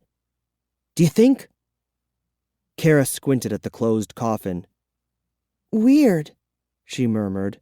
"Very weird." My brain whirred with crazy ideas. Maybe it's an empty coffin, I suggested excitedly. Maybe no one sleeps in that coffin. That would make it the perfect place. The perfect place to hide a bottle of vampire breath. Cara held me back.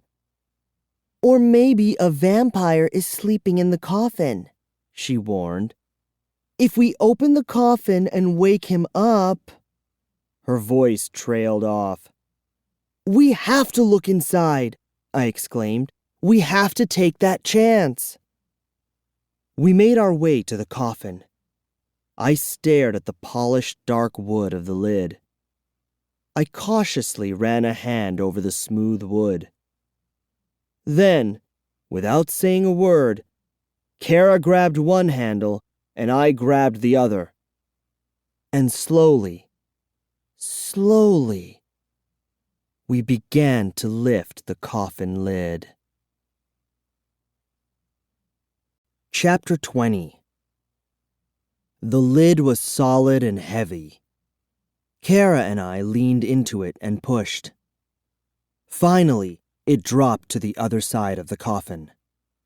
I turned to the door to make sure Count Nightwing hadn't heard.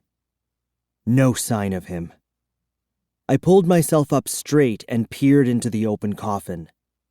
The inside was covered with dark green felt. It reminded me of the pool table in our basement. I sighed.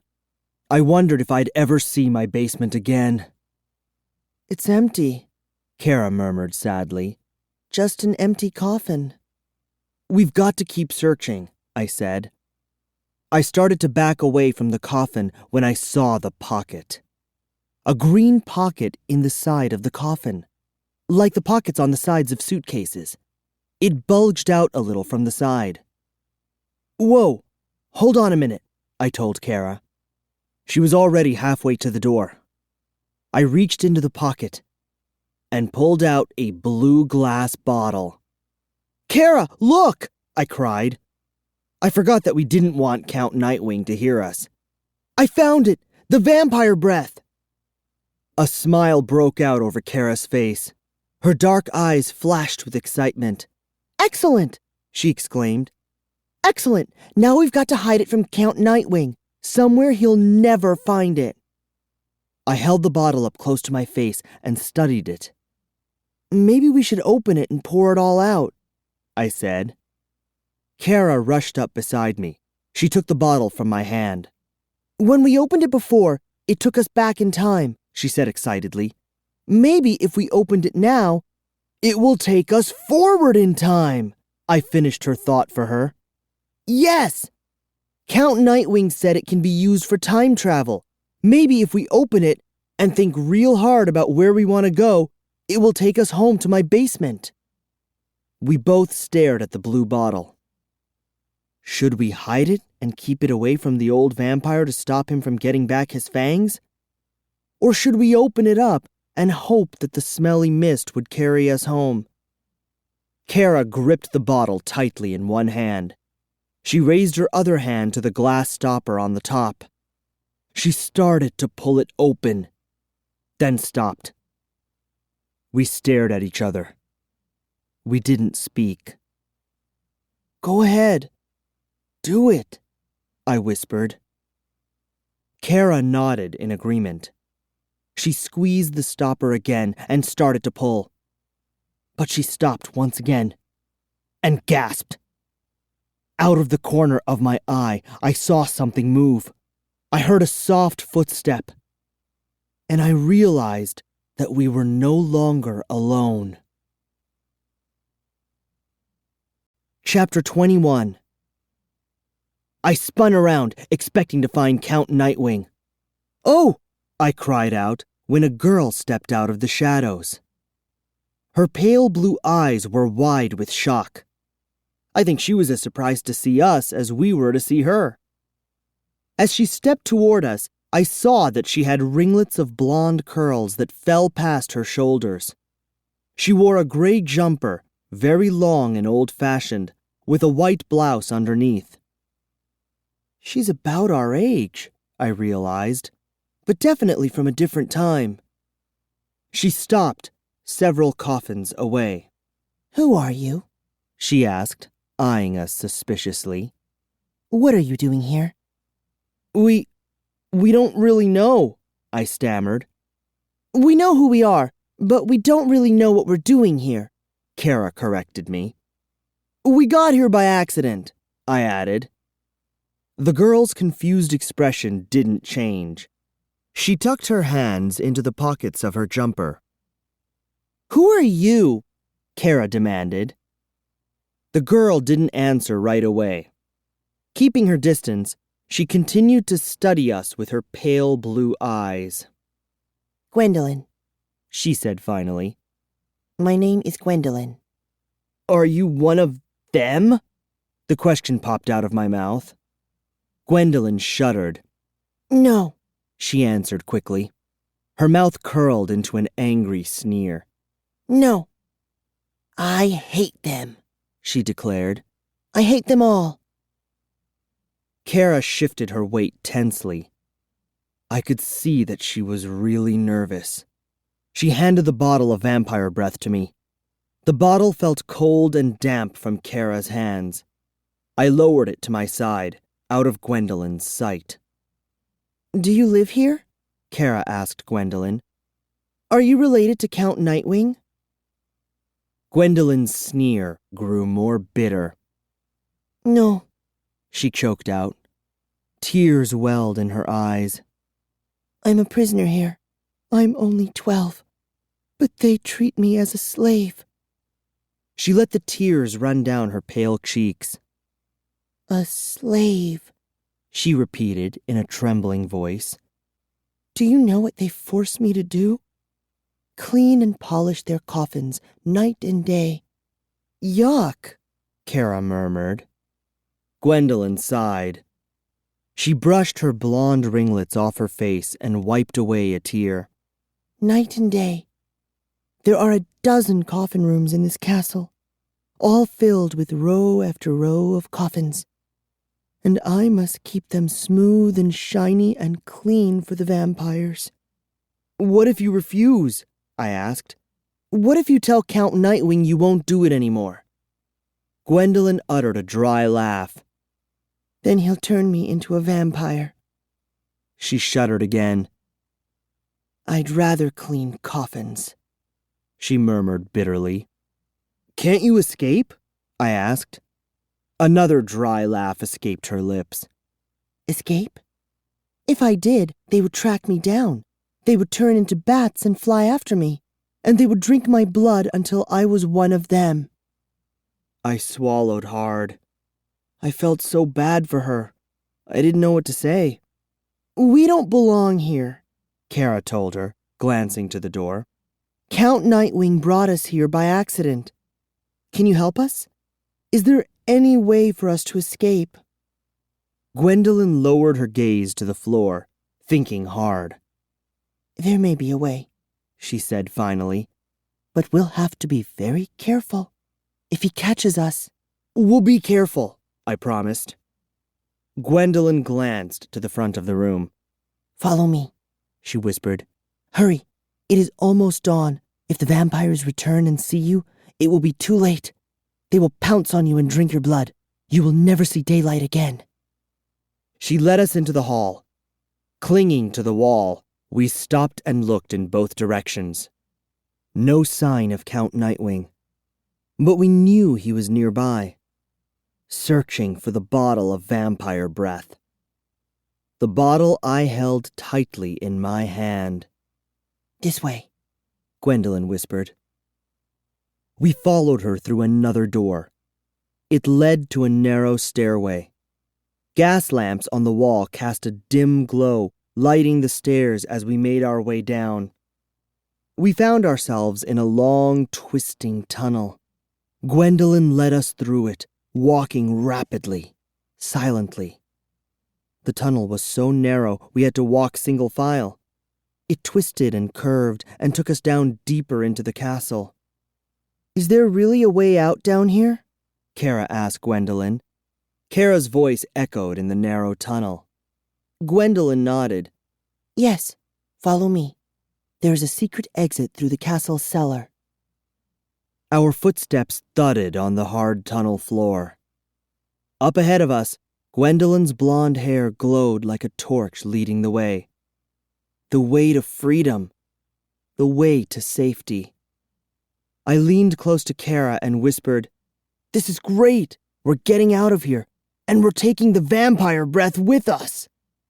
Cara raised a finger to her lips. We're not out yet, she reminded me. The tunnel emptied into a huge dark cellar. Gwendolyn pulled a flaming torch off the wall and carried it high in front of her to light our way. Follow me, she whispered. Hurry. The flickering torch cast a narrow path of light through the cellar.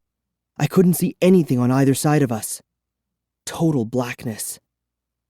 Gwendolyn led us deeper into the darkness. It smelled damp and sour down here. Somewhere in the distance, I heard water dripping. Cara and I huddled close together, trying to stay in the light of the torch.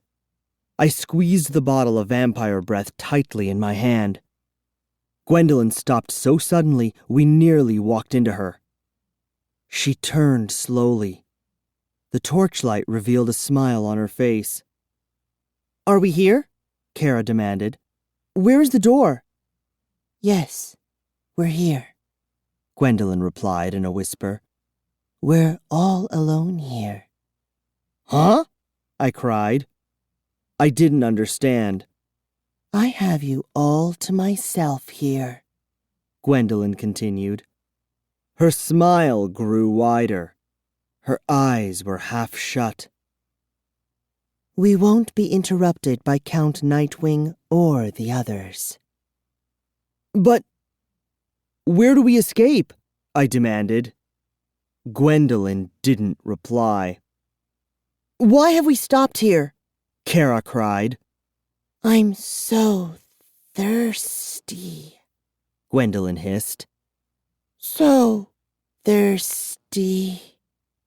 As she lowered the torch, I saw long pointed fangs slide down her chin. I'm so thirsty, she sighed. So terribly thirsty. She grabbed me by the shoulders, and I felt the scratch of her fangs against my throat. Chapter 22. No! I screamed. I grabbed her arms and shoved her off me. No! Get away! Get away from me! I howled. Her eyes flashed excitedly. Saliva dripped from her pointed fangs. So thirsty, she hissed. Get away! Get away! I pleaded. You want to escape, don't you?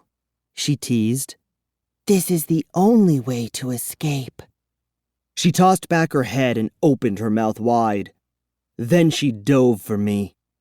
No way! I cried. I ducked away. Her long curly hair slapped against my face. I staggered back, caught my balance. She prepared to attack again. Freddy! The vampire breath! Cara cried. Use the vampire breath! Maybe it will take us to the future! Huh? I had forgotten I had it in my hand. So thirsty, Gwendolyn murmured, licking her dry lips. So thirsty. I raised the vampire breath high. The blue glass bottle caught the light from the torch. Gwendolyn gasped and drew back in fear. I grabbed the top and started to pull. No, please, Gwendolyn begged. Put that down. Don't open it. Please, don't open it. I squeezed the glass top and pulled open the bottle. Chapter 23. Nothing happened. All three of us stared at the open blue bottle in my hand. It takes a few seconds, I told Cara. My voice came out high and shaky. Remember? Back in my basement, it took a few seconds. Then it came whooshing out. Gwendolyn's eyes were wide, locked on the bottle. We stared in tense silence. A few seconds went by. Then a few more seconds. Gwendolyn broke the silence with a gleeful laugh. It's empty, she declared through her laughter. The castle is filled with empties. There's a whole room of them over there. She pointed into the darkness. I raised the bottle to my face and squinted inside. Too dark to see anything. But Gwendolyn was right. It was definitely empty. I let it fall to the floor.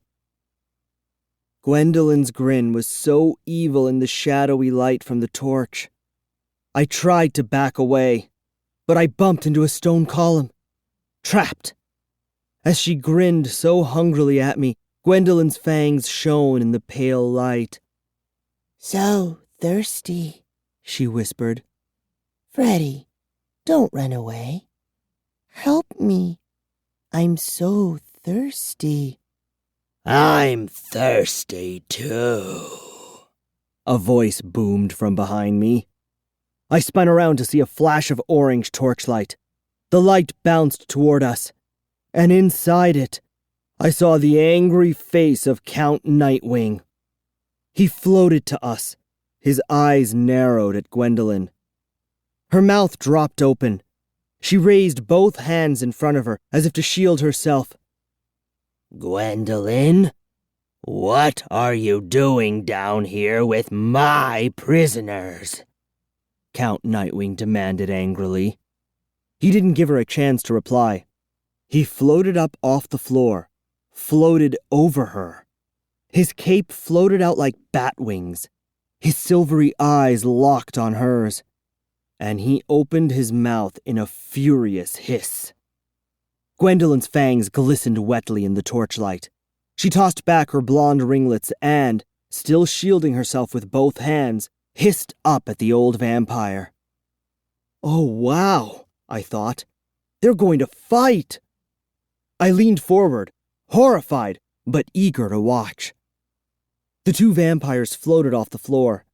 They hissed at each other again, like two snakes about to strike. Freddy, come on, Cara whispered. She grabbed my arm and pulled. This is our chance. Cara was right. While the two vampires hissed at each other, we had to try to get away. My heart pounding, I grabbed Gwendolyn's torch off the floor and darted after Cara. We ran blindly through the dark basement. There's got to be a way out, I repeated to myself. There's got to be a way to escape. Finally, I saw an open door. Cara and I burst through the door. I glanced back. I saw Count Nightwing floating high off the floor. His cape swirled behind him. Gwendolyn hissed up at him weakly from the cellar floor. No time to watch their fight. I followed Cara into the room. Where are we? I whispered. I raised the torch in front of us. Wow, Cara murmured as the shelves against the wall came into the light. I don't believe it. We had found the room of empty vampire breath bottles that Gwendolyn had told us about. Shelves covered every wall from floor to ceiling, and each shelf was crammed with blue bottles. Stacks and stacks of blue glass bottles. "There must be 1,000,000 empty bottles in here," I whispered. We gazed around the room. The bottles sparkled like blue jewels, caught in the light from the torch. Cara shook her head hard, as if trying to shake the amazing sight from her eyes. She turned to me, her expression solemn. "This isn't helping us escape," she whispered. Escape? A hoarse voice rasped from the doorway. Count Nightwing moved quickly into the room. There is no need to talk of escape, he said, narrowing his strange silvery eyes at Cara, then at me. For there is no escape from Count Nightwing's castle. He raised his cape and floated off the floor. "What are you going to do?" I stammered.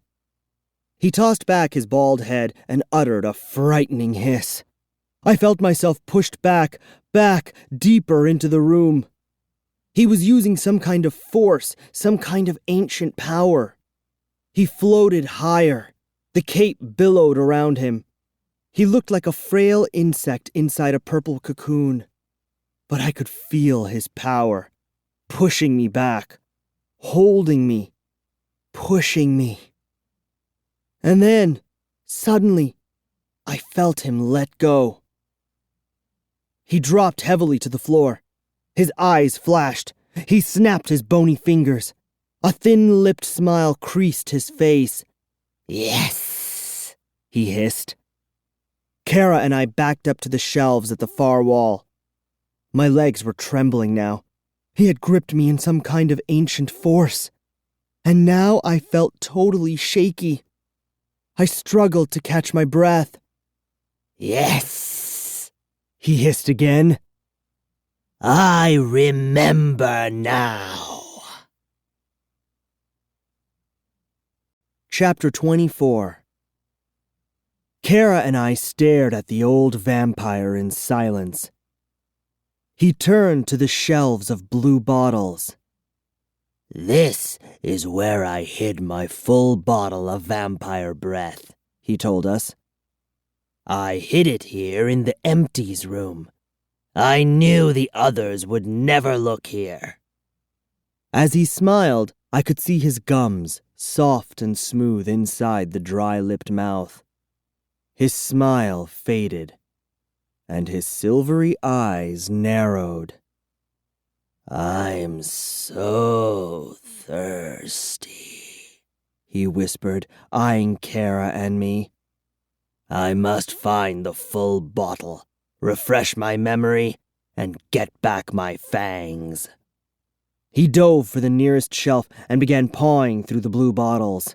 Which one? Which one? He muttered to himself. Thousands of bottles, and only one is full. His small, bony hands moved quickly over the shelf. He pushed aside empties, muttering to himself. Bottles crashed to the floor, shattering into pieces. "Cara, quick!" I pointed to the far shelf. "Let's move!" She understood me instantly. We had to find the full bottle first. We had to find it before Count Nightwing did. I dropped to my knees and began sifting through the bottles on the bottom shelf. Empty, empty, empty, empty. I pushed them aside one by one. My fingers moved quickly over the glass tops. I squinted hard in the dim light, searching for the only full bottle. Glass shattered on the hard floor. Bottles rolled and spun all around me. Beside me, Cara worked frantically over a low shelf. No, no, no, no, she muttered to herself as she moved her hands over the empty bottles. You two, Count Nightwing called from across the room. Get away from there! We ignored him. We kept pawing through the bottles, working faster, desperate to find the full one first. And then, my hand landed on it. I sucked in a deep breath when I realized it felt heavier than the others. My hand trembled as I carefully lifted it out from the others. Yes, it definitely felt heavy. Yes! It was still sealed shut. Yes! I found it! I cried, jumping to my feet. Cara, look! I've got it! I raised the full bottle up to show it to her, and Count Nightwing grabbed it from my hand. Thank you, he said. Chapter 25. With an eager smile, the old vampire raised the bottle and reached to open it. No! I howled. I leaped at him, caught him by surprise. I shoved my shoulder into his chest. He felt light and feathery, as if he had no bones at all.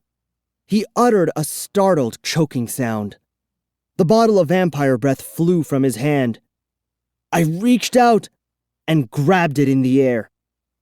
Holding it tightly in both hands, I backed toward the shelves. Count Nightwing recovered quickly. He narrowed his eyes at me, and once again I felt his strange power holding me in place. Freddy, you will hand the bottle to me now, he ordered in a soft, calm voice. I didn't move. I couldn't. Hand the bottle to me now, the old vampire insisted, floating toward me, his bony hand outstretched. You will hand it to me, Freddy. I swallowed hard. I couldn't give him the vampire breath. I knew that Cara and I were doomed if Count Nightwing opened it. But I couldn't move. He had frozen me there. I was helpless. Hand it to me, he insisted.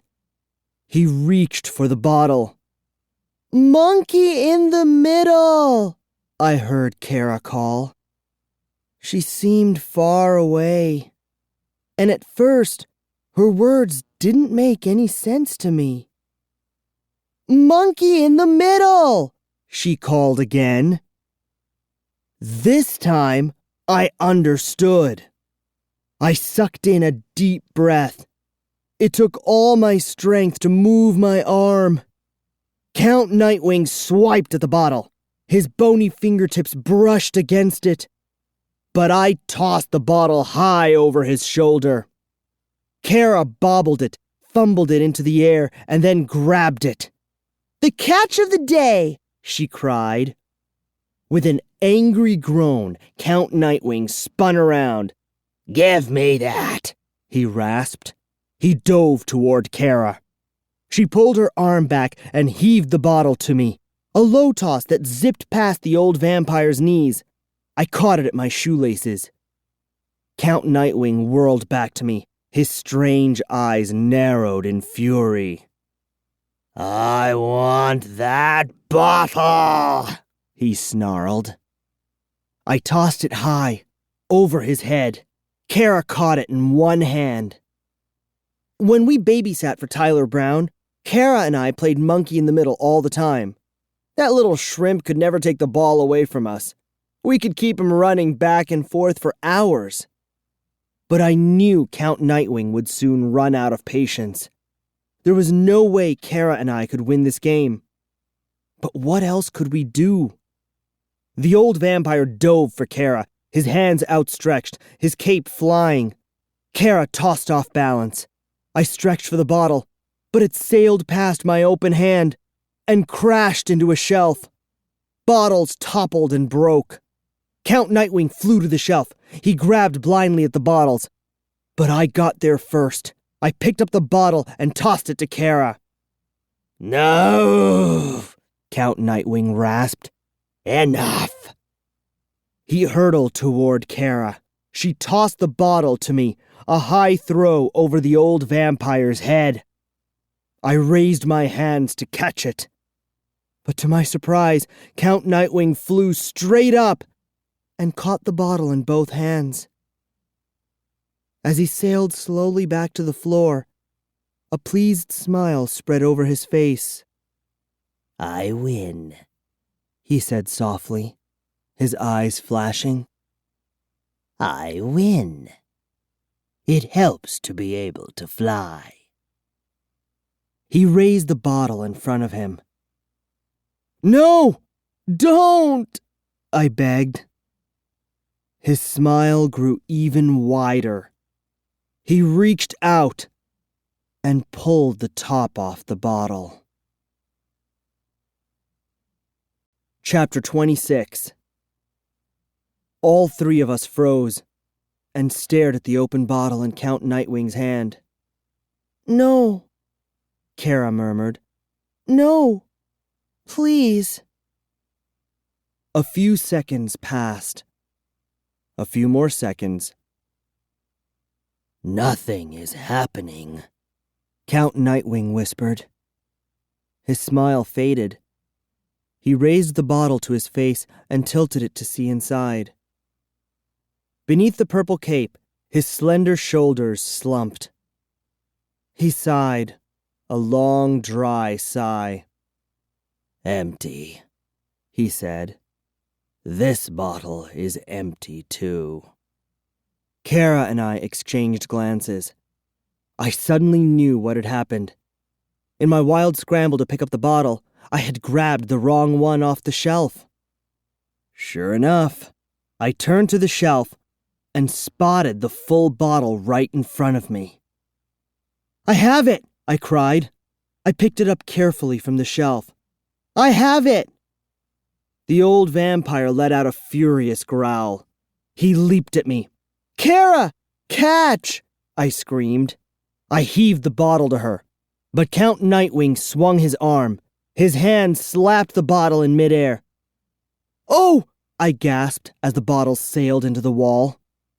It bounced off, crashed to the floor, cracked open, and the sour, dark mist poured up into the room. "We've lost," I murmured. "We're doomed." Chapter 27. I tried to hold my breath, but it didn't help. The foul odor of the rising fog seemed to seep into my skin. Across the room, I saw Cara cup a hand tightly over her nose and mouth. Her dark eyes grew wide in fright. She waved her other hand frantically, trying to fan the smelly fog away from her. I choked on it. My eyes started to burn. I closed them, felt hot tears seep down my cheeks. When I opened my eyes, I couldn't see Cara anymore. The fog had grown too thick. I could see Count Nightwing's purple cape, dark inside the mist. Then it disappeared too. And I was alone. Alone inside a thick, billowing cloud. I dropped to my knees, covered my face with both hands. I tried not to breathe. I could taste the foul mist on my tongue. How long did I kneel there? I'm not sure. But when I finally opened my burning eyes, the fog was fading. Count Nightwing's purple cape came back into view as the mist lowered itself to the floor. And I saw Cara across the room, shielding her face with one arm. The fog continued to melt away. The room came back into focus. And I realized I was staring at an air hockey game. I blinked several times. A pool table stood in the center of the room. Pool table? Air hockey? Cara came running over to me, her dark eyes flashing with excitement. "We're back, Freddy!" she cried happily. "We're back in your basement!" "Yes!" I cheered. I pumped both fists in the air. "Yes!" I staggered across the room and hugged the air hockey game. Then I kissed the wall. I actually kissed the wall. "We're back! We're back!" Cara chanted, jumping up and down. "The vampire breath! It brought us back to your house, Freddy. No! I turned to see Count Nightwing toss back his head in a long, angry wail. He swirled his cape behind him, then clasped his hands into tight fists. No, this can't be happening, he cried hoarsely. Cara and I huddled together as the vampire advanced on us. I don't want to be here, he declared. I must go back. I must find my fangs. Without my fangs, I will not survive. I will perish. He rose up over us. His eyes burned angrily down at us. His dry lips quivered. He stretched out his cape as if to trap us inside it. I must go back, he rasped. Where is the vampire breath? Where is the blue bottle? My eyes glanced quickly around the room. No sign of it. It didn't come back with us, Cara announced. The old vampire tossed back his head in another angry wail. Then, raising his cape even higher, he swooped down to attack us. Cara and I staggered back against the pool table. The vampire moved quickly, wrapping his heavy purple cape around us both. We were trapped, nowhere to move. Then suddenly the cape slid off. Count Nightwing took a step back. His mouth dropped open in surprise. I followed his gaze and saw Mom and Dad hurrying into the basement. Mom! I cried. Dad, look out! He's a vampire! He's a real vampire! Chapter 28. Count Nightwing squinted at my parents, his mouth still open in shock. He locked his stare on my mom. Cynthia? He cried. Cynthia, what are you doing here? Mom smiled at him. Daddy, you finally woke up, she exclaimed. Huh? Cara and I both gasped in shock. Mom rushed forward and threw her arms around the old vampire. She hugged him for a long time. Daddy, you've been napping down here for at least 100 years, she said. We didn't know whether to wake you or let you sleep. Dad came rushing over too, a big smile on his face. He rested a hand on my shoulder. Did you meet our son, Freddy? He asked Count Nightwing. This is Freddy, your grandson. Grandson? Me? I'm the vampire's grandson? Count Nightwing stared down at me, shaking his head. I could see that he was as confused as I was. Cynthia, he said to my mom. Cynthia, my fangs. I've lost my fangs. Mom slid her arm around the vampire's waist. Daddy, your fangs aren't lost, she told him. They're in the glass in the bathroom, right where you left them. Here, over here, Dad said. He led the way to the little bathroom in the corner that we never use. A few seconds later, Count Nightwing stepped out, adjusting the fangs over his gums with both of his thumbs. There, that's better, he said. Now let's fly out of here. I'm so thirsty. It's been 100 years. Mom and Dad turned to me. We'll be home soon, Dad said. Make yourself a sandwich upstairs, okay? Make one for Cara, too. I stared back at him, unable to get over my shock.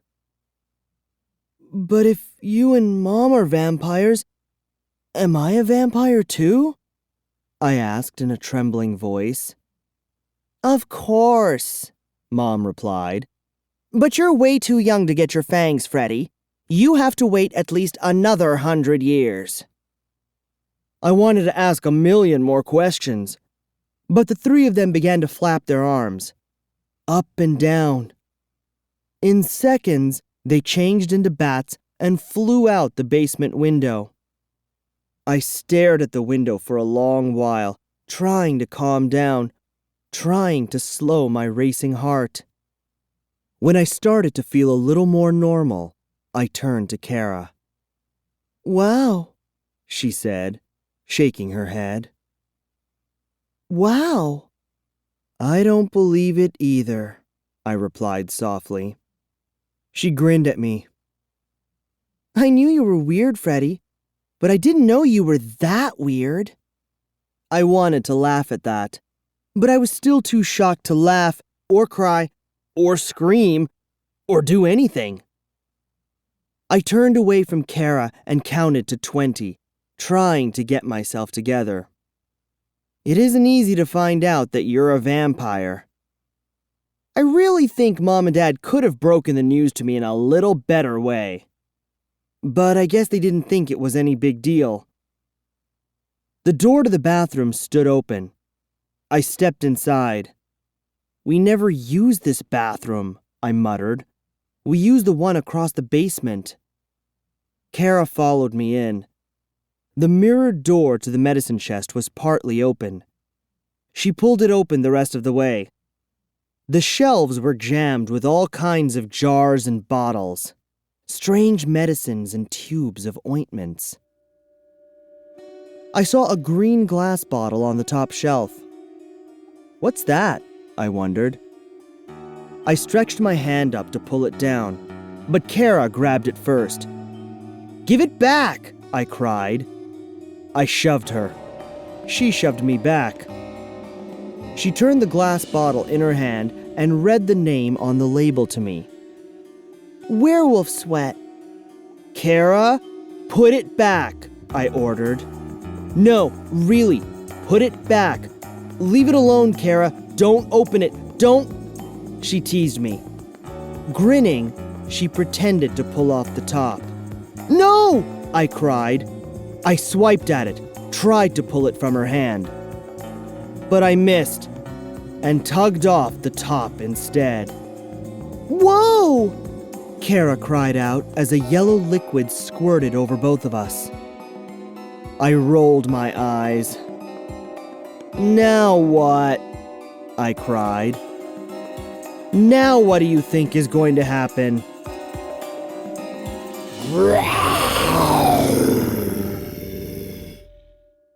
Cara replied.